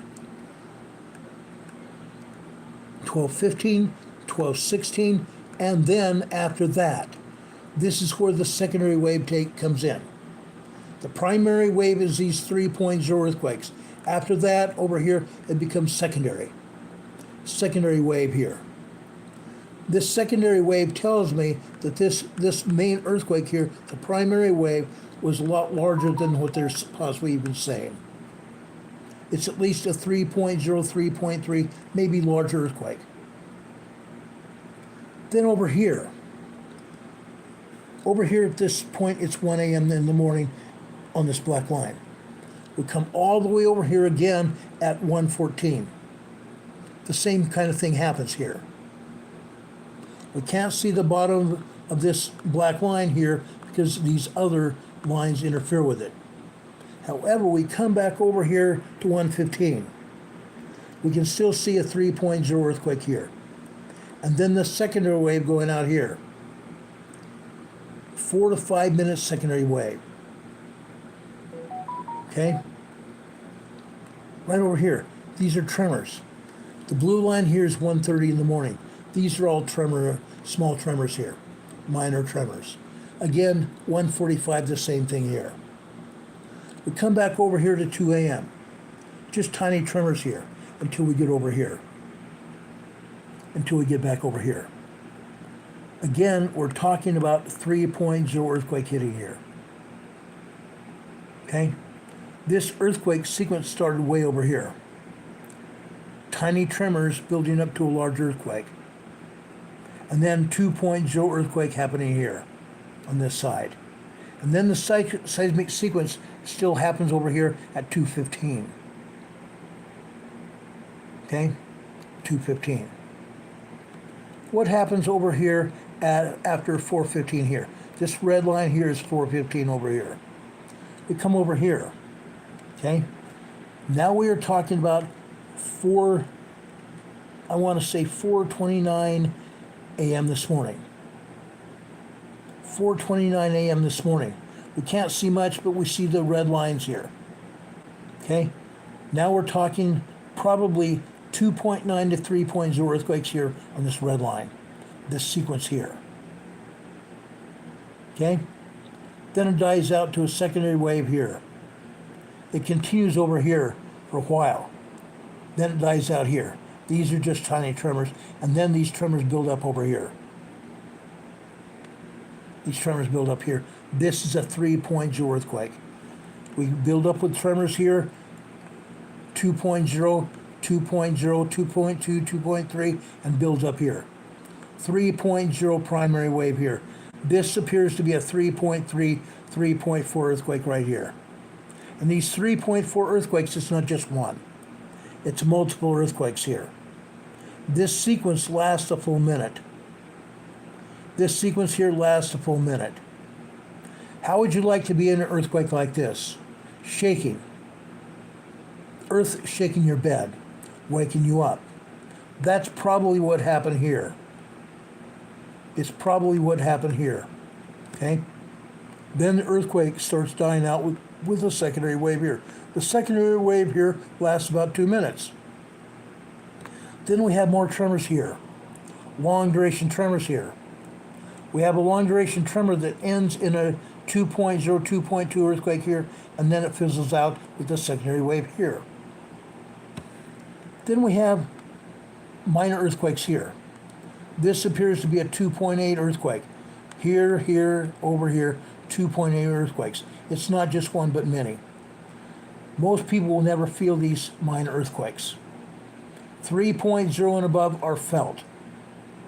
3.0 earthquakes and above are all felt. Okay? What happens here? More earthquakes. More earthquakes. Now we can't see the top of this sequence here. Okay? This is over here is 9:30 this morning. We come over here. This would be about 9:38 this morning, right here. It builds up. This is just tremors here. It builds up into minor earthquakes here, and then by the time it gets here, I believe we probably have at least a 3.0 earthquake, small earthquake. Then it reduces itself here. We see another 2.8, 2.9 earthquake here, okay, on this black line. This is 10 a.m. over on the left-hand side, so over here, this is 10:13 a.m. here. 2.8, 2.9 earthquake here. And then we have this secondary wave here, okay? Over here, tremors. Minor earthquake here, 2.7, 2.8 earthquake here. This is 11:45 here on the green line here, okay? So this here is 11:48 here. So 11:48, we have a 2.8, 2.9 earthquake right there. Then we have a secondary wave going out like this. Okay? Marked Tree, Arkansas. Marked Tree, Arkansas. Guess what? That did not end this afternoon. This afternoon it continued. Look at this. How about this, guys? Okay? On this black line here, we don't see any good earthquake, or good, we don't see any earthquake activity at all right here at 1300 hours. 1300 hours is 1 p.m. this afternoon. Okay? We don't see anything here on the black line at all. Right here is 1315, 1:15 this afternoon on the red line. We come all the way over here. Now we're talking about I want to say 120, 127, 128 here. You have tremors here. 1:29 p.m. here. All of a sudden we have 3.0 earthquakes. 3.0 earthquakes for almost a full minute here. Then we come over here to 1:30. Look at this. This is a 3.5 earthquake sequence. This 3.5 earthquake sequence lasted 3 minutes. 3 minutes here. This is a good sized earthquake. A 3.5 earthquake. And guess what? The top is cut off and the bottom is cut off. What does that mean? They're not showing us the full strength of the earthquake, but we're seeing this. This is at least a 3.5 earthquake. At least. This could have been a 4.0. It started over here. 3 minutes here, a minute over on the right hand side. 4 minutes of 3.0 plus activity. That's a lot of earthquake to wake you up in the morning. But this is the afternoon. It started this morning, and this is the afternoon. The sequences are continuing. The sequences are continuing. Right here at 2 p.m., 1400 hours. We start off with a tremor activity, building here. This is a 2.8, 2.9 earthquake right here. Then all of a sudden it continues here. This is about a 3.3, 3.4 earthquake. 1 minute here, 2 minutes, 3 minutes here. 3 minute earthquake. Again, they cut off the top and the bottom here. This means this earthquake was stronger. They're not showing us the exact strength of that earthquake. They're not being truthful with us. Okay? After that earthquake, we have more tremors here on this red line here. This is 2:15 here. We have nothing at 2:15. 2:30 here on the blue line. We have some tremor activity here. Then all of a sudden, it picks up here. 3.0 earthquakes here. This sequence lasts over a minute. Then we have a secondary wave here. That secondary wave comes all the way over here. This is 2:45 here. It dies off here. Nothing at 2:45. Again, nothing at 3 p.m. either. 3:15, nothing. 3:30's right here. These are minor tremors building up to nothing more than minor tremors here. 1.5, 1.6 tremors here. After that, we come over here to 3:45. All of a sudden with 3:45, we have 2.0 earthquake, 2.3 earthquake, 2.3 earthquake, and this is a jumble. This might be just 1.7, 1.8 tremors here. And then continuing tremors out here. More tremors this afternoon after 5 o'clock. Mark Tree, Arkansas this morning and this afternoon. That's a lot of earthquake activity here in Arkansas. But it's not all. It's not all. I want to go over to north central Arkansas. Needham, Arkansas. Needham. Needham, Arkansas. This morning. I want you to see this. Look at this, guys. Look at this. Starts off here at midnight again, this top black line. 12:30 here, just tremors. 1:45 tremors. Long duration tiny tremors. The same thing here at 2 a.m. this morning. Then nothing else but tiny 1.0 tremors for a long time. Nobody's going to feel those tiny tremors. Nobody's going to feel it. They build up to about 1.2, 1.3 over here. This is 1:45 over here on the left. This is just before 4 a.m. 4 a.m. comes over here. The tremors continue here. They die off. 4:15. The tremors get bigger again. Then all we have are small, minor, small duration tremors here. But we come over here. Over here is 9:15 a.m. this morning. Needham, Arkansas, north central Arkansas. Guess what? This is a 3.3 earthquake here. This is a 3.3 earthquake sequence, and it's not just that. There's multiple earthquakes here, back-to-back earthquakes. It's like it doesn't stop. Constant shaking. Here the shaking started, died off, and a few seconds later it starts up again. Okay? Unreal. Down here, over here is 9:30 this morning. 9:32 comes when we have another 3.3 earthquake. Needham, Arkansas. Okay? Unreal. It doesn't stop. Needham, Arkansas this afternoon is coming up.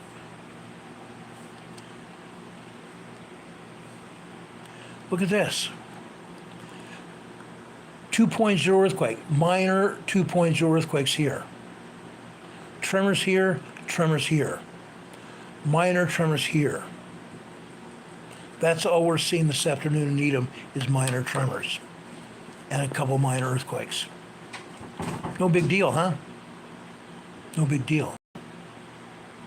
Just north of there is Ozark Folk Center. Ozark Folk Center, Arkansas. Look at this, guys. Again, this is midnight up here on the left-hand side. Nothing's here. These are just 1.0 tremors at best. That's all it is. Then all of a sudden here at this is 7:53 a.m. this morning. 3.2, 3.3 earthquake here. Then dies off to tremors. The earthquake sequence just lasts maybe 5-10 seconds. Then tremors going out again.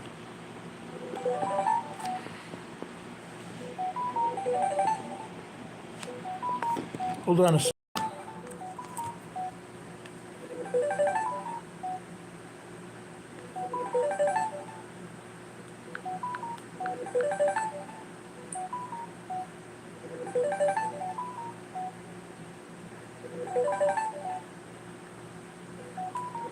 I don't know what's going on here. Hold on a second.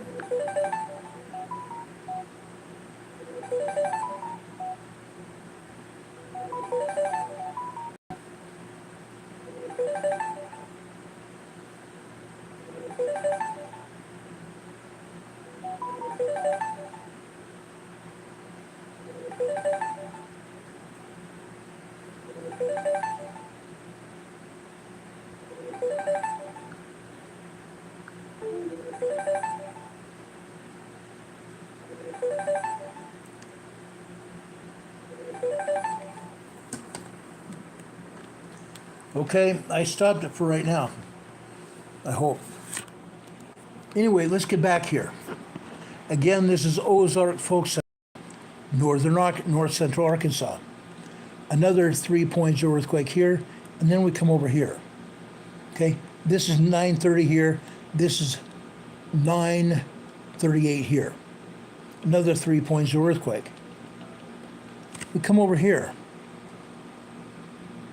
This is 9:44 a.m. here. Again, at least a 3.0, 3.3 earthquake here. Then it's quiet. Nothing but tiny tremors here. Minor tremors. We come over here to 11:02 a.m. here on this black line. This is another 3.2, 3.3 earthquake here. A few minutes later, 1, 2, 3, 4, 5 minutes later. Another 3.3, 3.5 earthquake here. They cut the top and they cut the bottom up here. This is at least a 3.5 earthquake. Okay? This is 11:08 a.m. here. 11:02 a.m. here, 11:08 a.m. here. Then quiet until 11:47 a.m. here. 3.0 earthquake there. A minute later, another 3.0 earthquake sequence here. That's a lot of earthquakes. We have never seen this happen at Ozark Folk Center before. Usually 1 or 2 earthquakes and that's it. Increased number of earthquakes and the size of the earthquakes is also increased. How about this afternoon? What happened here at Ozark Folk Center this afternoon?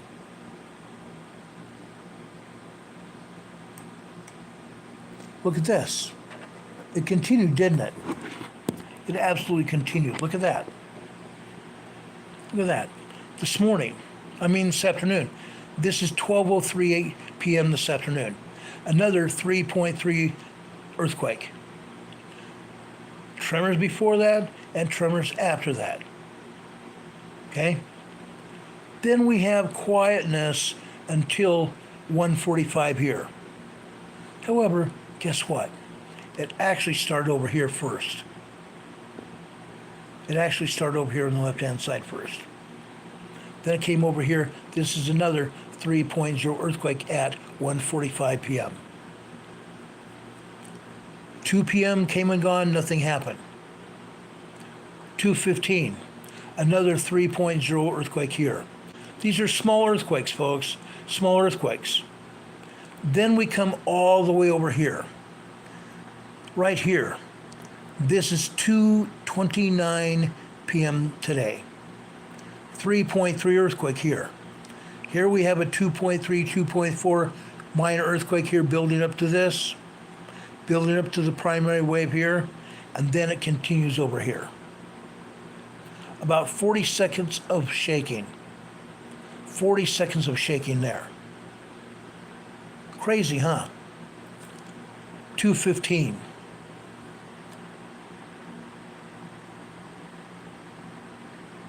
2:29 p.m. here. It's moving, huh? 2:48 p.m. here. More 3.0 activity. This is a 2.9, 3.0 earthquake right here. This last one here. Then we come over here. 3:30 p.m. over here on the left-hand side, just minor tremors, tiny tremors, 1.0, 1.1. Over here is another 3.0 earthquake here. Crazy, huh? 3:30 over here. This is 3:42 p.m. here. 3.2, 3.3 earthquake here. Multiple there. You can see multiple quakes here, side by side. Then nothing happens for another half hour. We come over here to 4 p.m.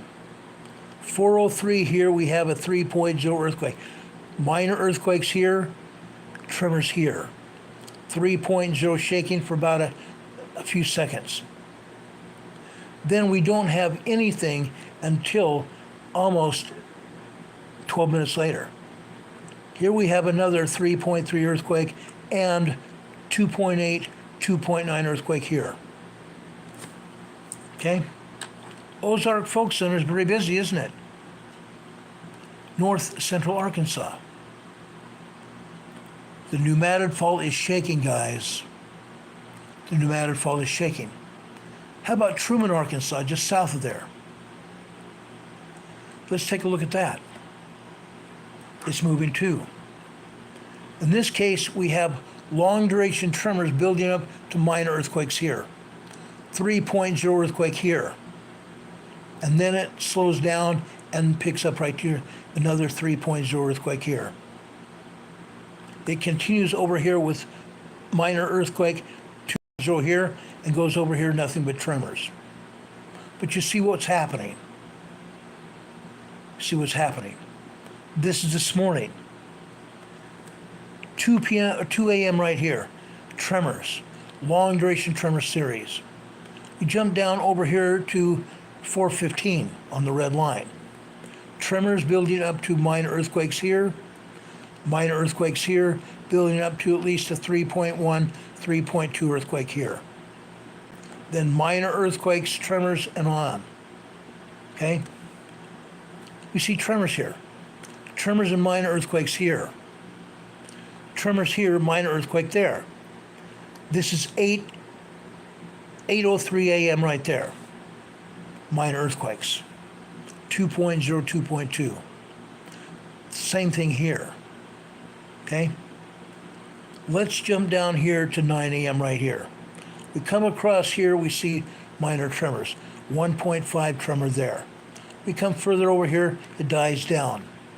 It comes over here and builds up again. Again, 2.0 earthquakes here, all the way down here. Here we may have a 2.3, 2.4, maybe 2.5 earthquake here.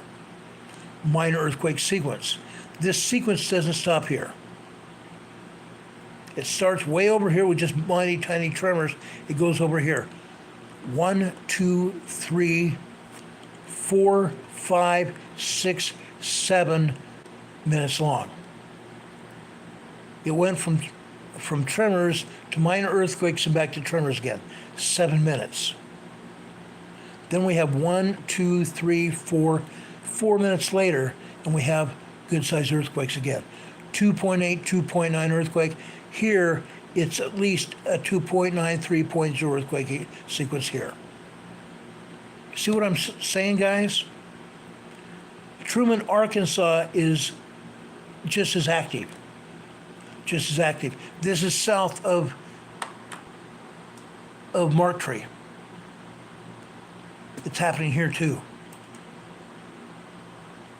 Truman, Arkansas this afternoon.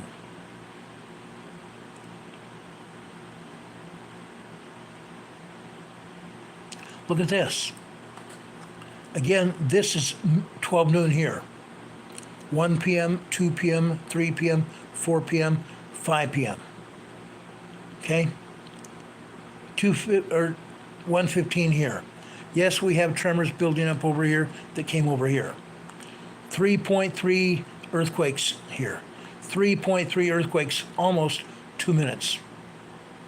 2 minutes of almost constant shaking. Then it starts dying down. We have minor earthquakes building down or going down to tremors again. Okay? 1:30. Nothing happens at 1:30. 1:45. We come over here to 1:47. The tremors really start building here. Here again, we have 3.0 activity here. Okay? Then it dies off again to minor earthquakes and down to tremors again. All this is just tremor activity. 3 p.m. here, just tremor activity. We come down here to 3:30. These are minor earthquakes here, and we come down here, minor tremors, minor 2.0 earthquakes here. Right here. This is again after 3:30. 3:38 right here. This is close to a 2.9 earthquake. 2.9 earthquake here. 2.9 earthquake here. This is 4:30 here. 4:33, we have a 2.9 earthquake again. Look what's going on. That's a lot of earthquake activity this afternoon. This afternoon. Tyronza, Arkansas, the same thing. Tyronza, Arkansas is south of there. Okay? Again, this is midnight. We come down here, this is 4 a.m. here. 4:03 a.m. here, we have 3.2, 3.3 earthquakes here. Unreal. It doesn't stop. This is all along the western side of the Madrid Fault. The western side of the Mississippi River. Look at all these tremors here. Tremors and minor earthquakes. This is like a 2.0, 2.2 earthquake here. The same thing here. Here's a little bit different. This is a 2.8, 2.9 earthquake here. The same thing here. This is on the black line. Over here, it's 9 a.m. Right over here, it's 9:11. 2.9, maybe a 3.0 earthquake here. Minor earthquakes here. 2.0 minor earthquake here. All this is tremors here. That's this morning. This afternoon, it was just as good. Full of all kinds of earthquake flavors. It goes on, guys. Look at this. Tyronza, Arkansas, southern Arkansas. 3.3, 3.4 earthquake here. 3.0 earthquake here. 12:04 this afternoon. 3.0 earthquake here. This is 2:36, 2:37 this afternoon. Minor earthquake here, 2.7, 2.8 here, 2.2 earthquake here. This is a 2.9, 3.0 earthquake here at 5 p.m. It's happening. Southwestern Arkansas, it's happening. Let me show you Missouri further north. Wait till you see this. Okay, I'm going to start with Guam, Arkansas.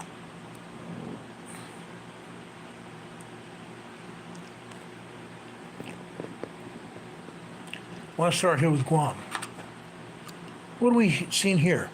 This is 12:30 a.m. this morning. 12:38, we're right in the middle of a seismic sequence here. This is a 2.0 earthquake. 2.0, 2.2 earthquake. Okay?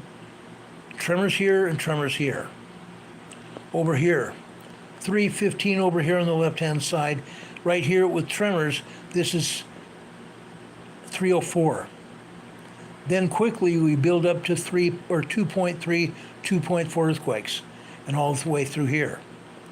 2.0 earthquake here, and then it dies out to tremors. Here, 4 a.m. 4:02, 4 a.m. it starts building here. Right here, 3.3 earthquake. 3.3 earthquake. 3.3 earthquake here.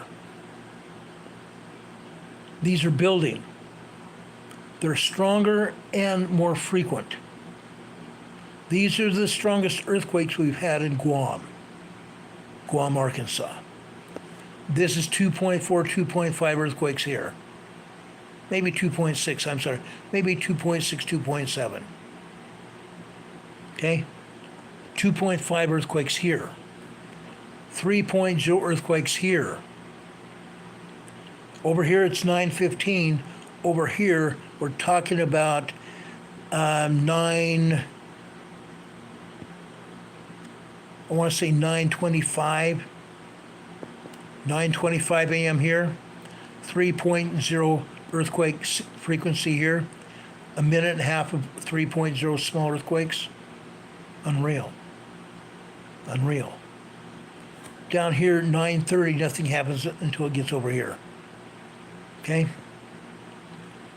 Right over here. This is 9:43 this morning. Okay? It's decent here. These are 2.0, 2.3 earthquakes here. Here it brings it up. Over here is 10 a.m. This is 10:06 here. Tremors building up to minor earthquakes, and then a 3.0 earthquake sequence here. And it keeps happening. It keeps happening. It drops down and then happens again. Then it comes down to minor tremors here. Here at 11:15. 11:15. Tremors building into 3.3 earthquake here. We go almost 3 minutes and we have another one here. Again, the seismic sequences are getting longer and the number of earthquakes are increasing and the strength of these earthquakes are increasing. Okay? That was Guam, Missouri this morning. Guam, Missouri this afternoon. Wait till you see this. Look at this. Just as many earthquakes and the strength is also the same. 3.3 earthquakes here. Okay? 3.0 earthquake here. On the 12:45, it's tremors building up to tremors here. Minor earthquakes on the green line here. This is after 12:45 here on the green line. This is 1 p.m. right here. 3.0 earthquake. Over here on the blue line. 3:30 over here, but right here. Okay? This is 3:43 here, tremors. 3:44 here, still tremors. And here it gets to be 2.3, 2.4 earthquakes here. And it continues 1 minute, 2 minutes, 3 minutes, 4 minutes. Minor earthquakes for 5 total minutes. 5 total minutes. We come down here at 2:15. We come over here, this is 2:25 this afternoon, or this morning. No, this is this afternoon, I'm sorry. 2:45 this morning, this afternoon. 2.3, 2.4 earthquakes. Tremors. 3 o'clock. We come over here to 3:04. Tremors building up to full-blown earthquakes. 2.9 earthquake here. It appears to be a 2.9 earthquake here. 2.9 earthquake here. 2.0 earthquakes here, building into tremors here. But that doesn't end. Over here, 3:14 p.m. here. 3.3 earthquake here. 3.3 earthquake here. Seismic sequences are increasing. Seismic sequences are increasing, and the size of the earthquakes are steadily increasing here as well. Right here.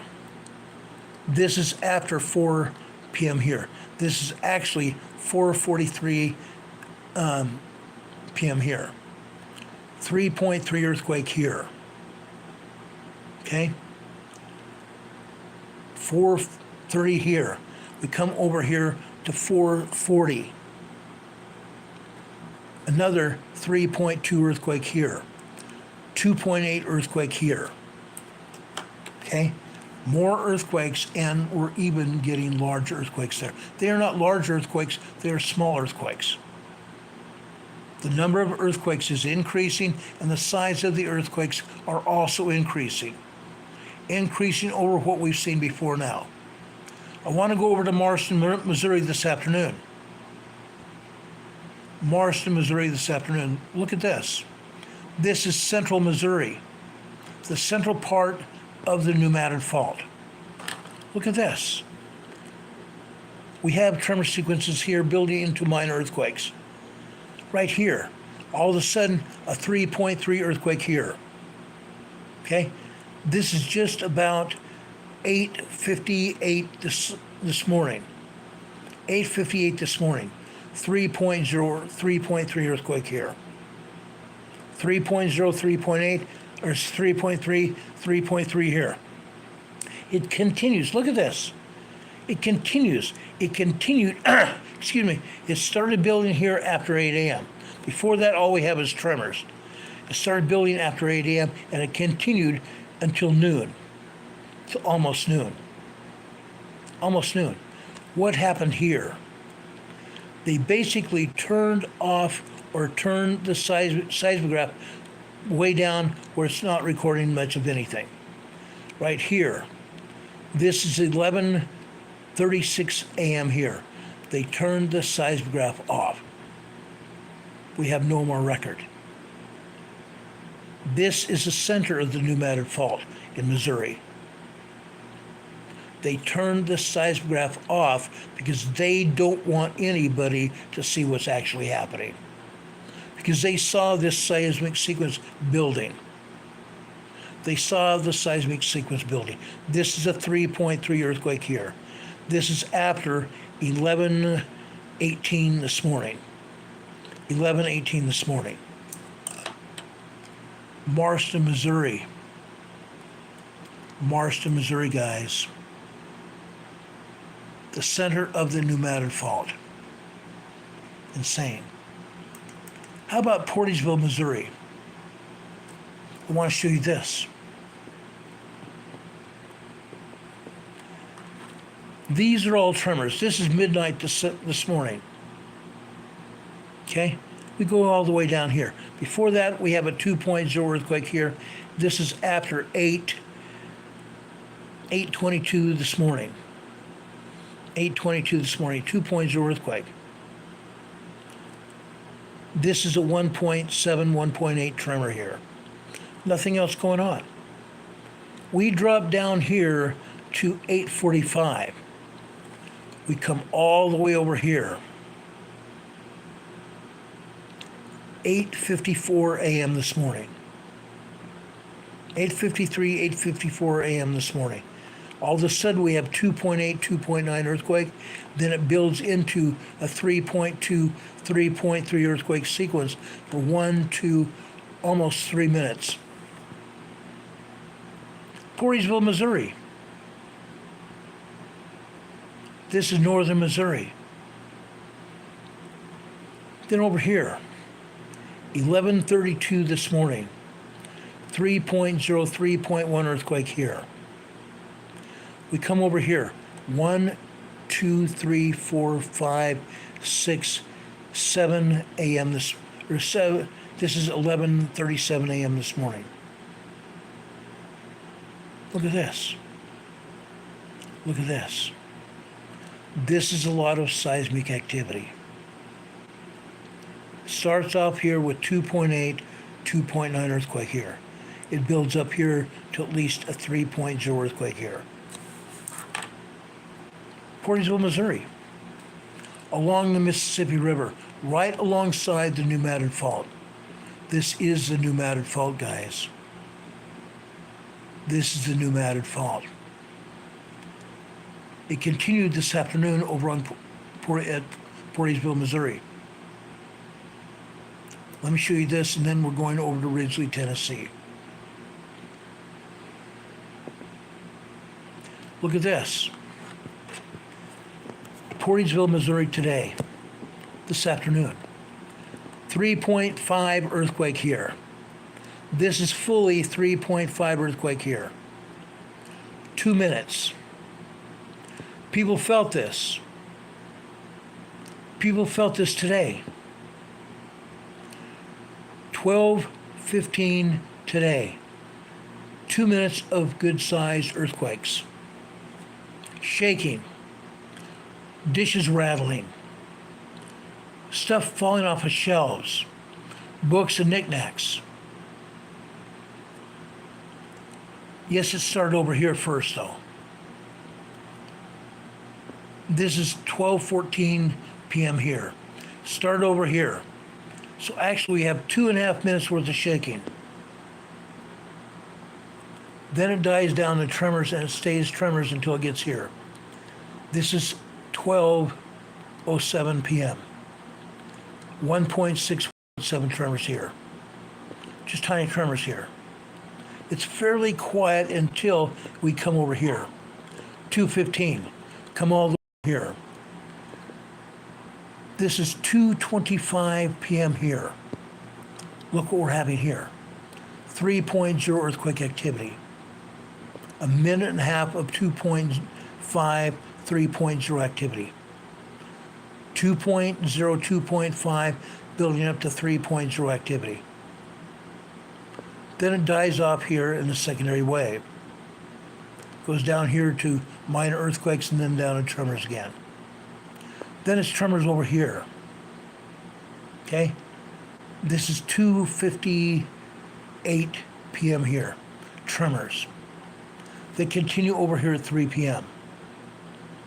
Right here, this is 4:30 p.m. today. 2.4 earthquake here. Okay? Pires, Missouri is busy.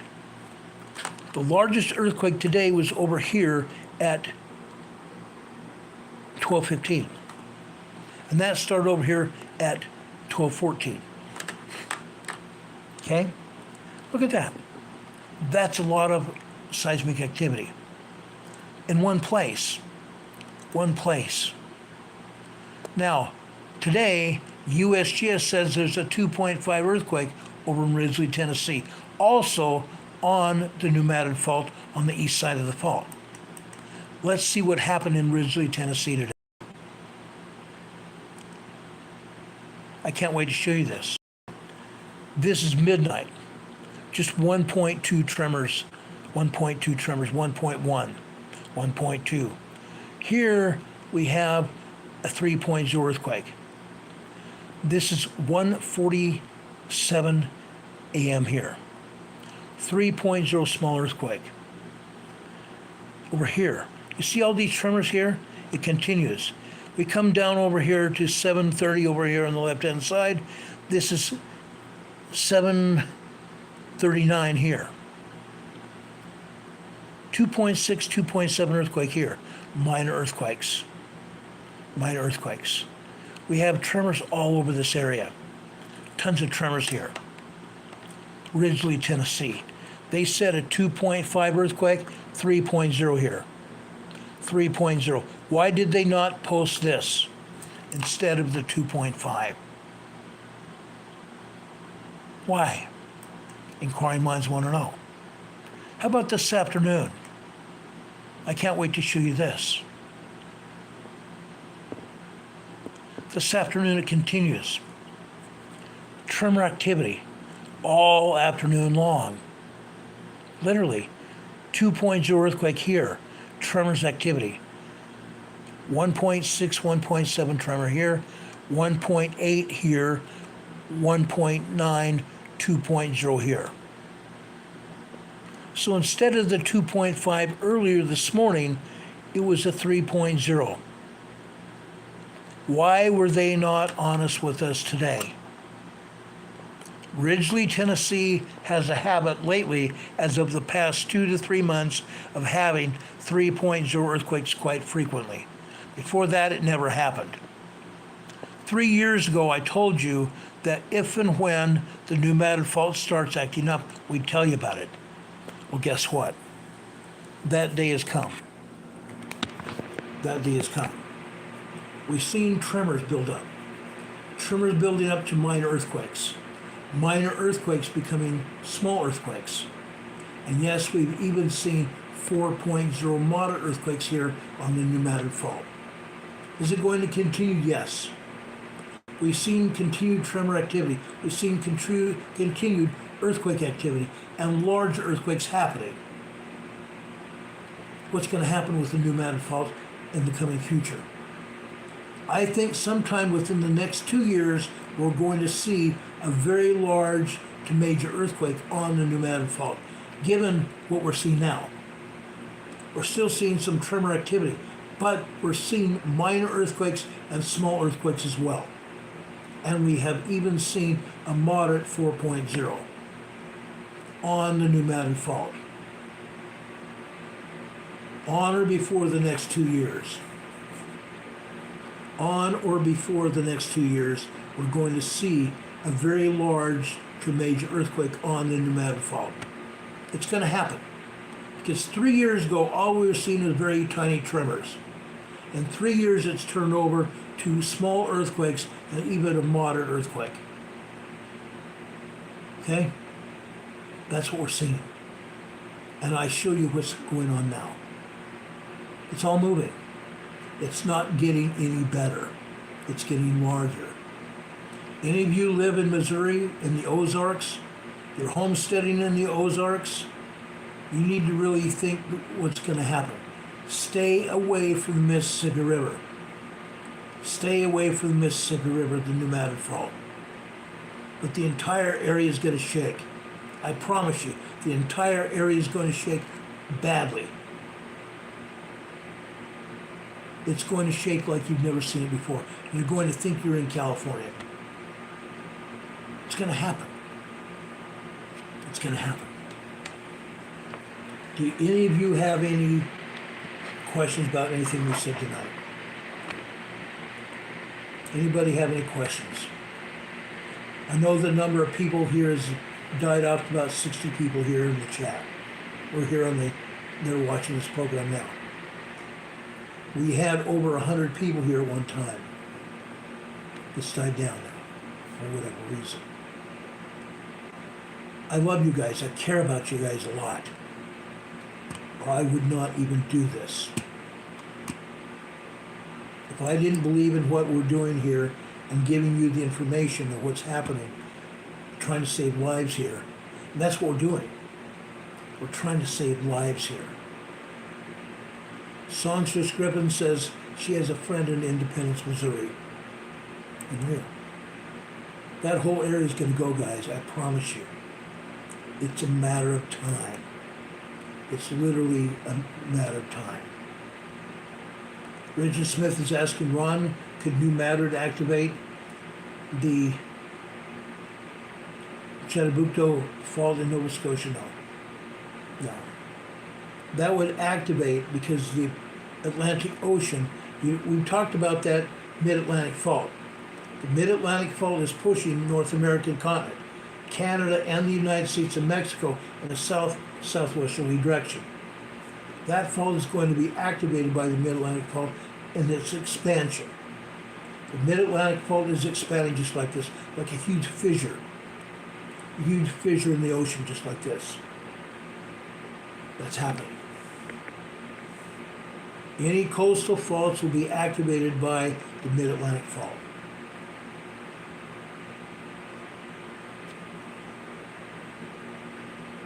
Carl Smith is saying Task Force 46 is deployed days ago for training exercise. Not surprising. Not surprising. Guys, if you guys don't have any other questions, I'm going to give you a thought before I leave today. I always do this at the end of our programs. This thought comes from 2 Corinthians. Paul's letter to the Corinthians, the second one. I'm going to start with chapter 1, verse 6, and then go to verse 7. Verse 6, and whether we be afflicted, it is for your consolation and salvation, which is effectual in the enduring of the same sufferings which we also suffer. Or whether we be comforted, it is for your consolation and salvation. Whether we be comforted, it is for our consolation and our salvation. All of us. All of us. Things we're going through, Christ went through. Things we're going through are trials in our own lives that we're going through as our life, giving us experience. Giving us experience. Verse 7. Paul then says, our hope of you is steadfast. The Apostle Paul says that his hope and the Apostles' hope for us is steadfast, knowing that ye are also partakers of the sufferings, so shall ye also be in the consolation. You will be comforted. You will be comforted.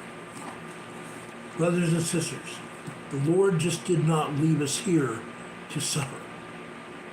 The Lord will give us consolation through the Holy Ghost. The Holy Ghost will comfort us, as well as possibly our family members and friends. Folks, God blesses us. God blesses us, even sometimes whether we deserve it or not. God wants to bless us. Be there for God. Pray. Pray to improve your lives. Pray also for afflictions, trials in your life, because each trial will give us experience and make us more worthy for the celestial kingdom in heaven, to be living with our Heavenly Father in Jesus Christ. That is indeed the highest goal that we should have. Being able to go through the trials here on this earth as experiences to gain experiences to be able to pass into heaven. May God bless us to that end.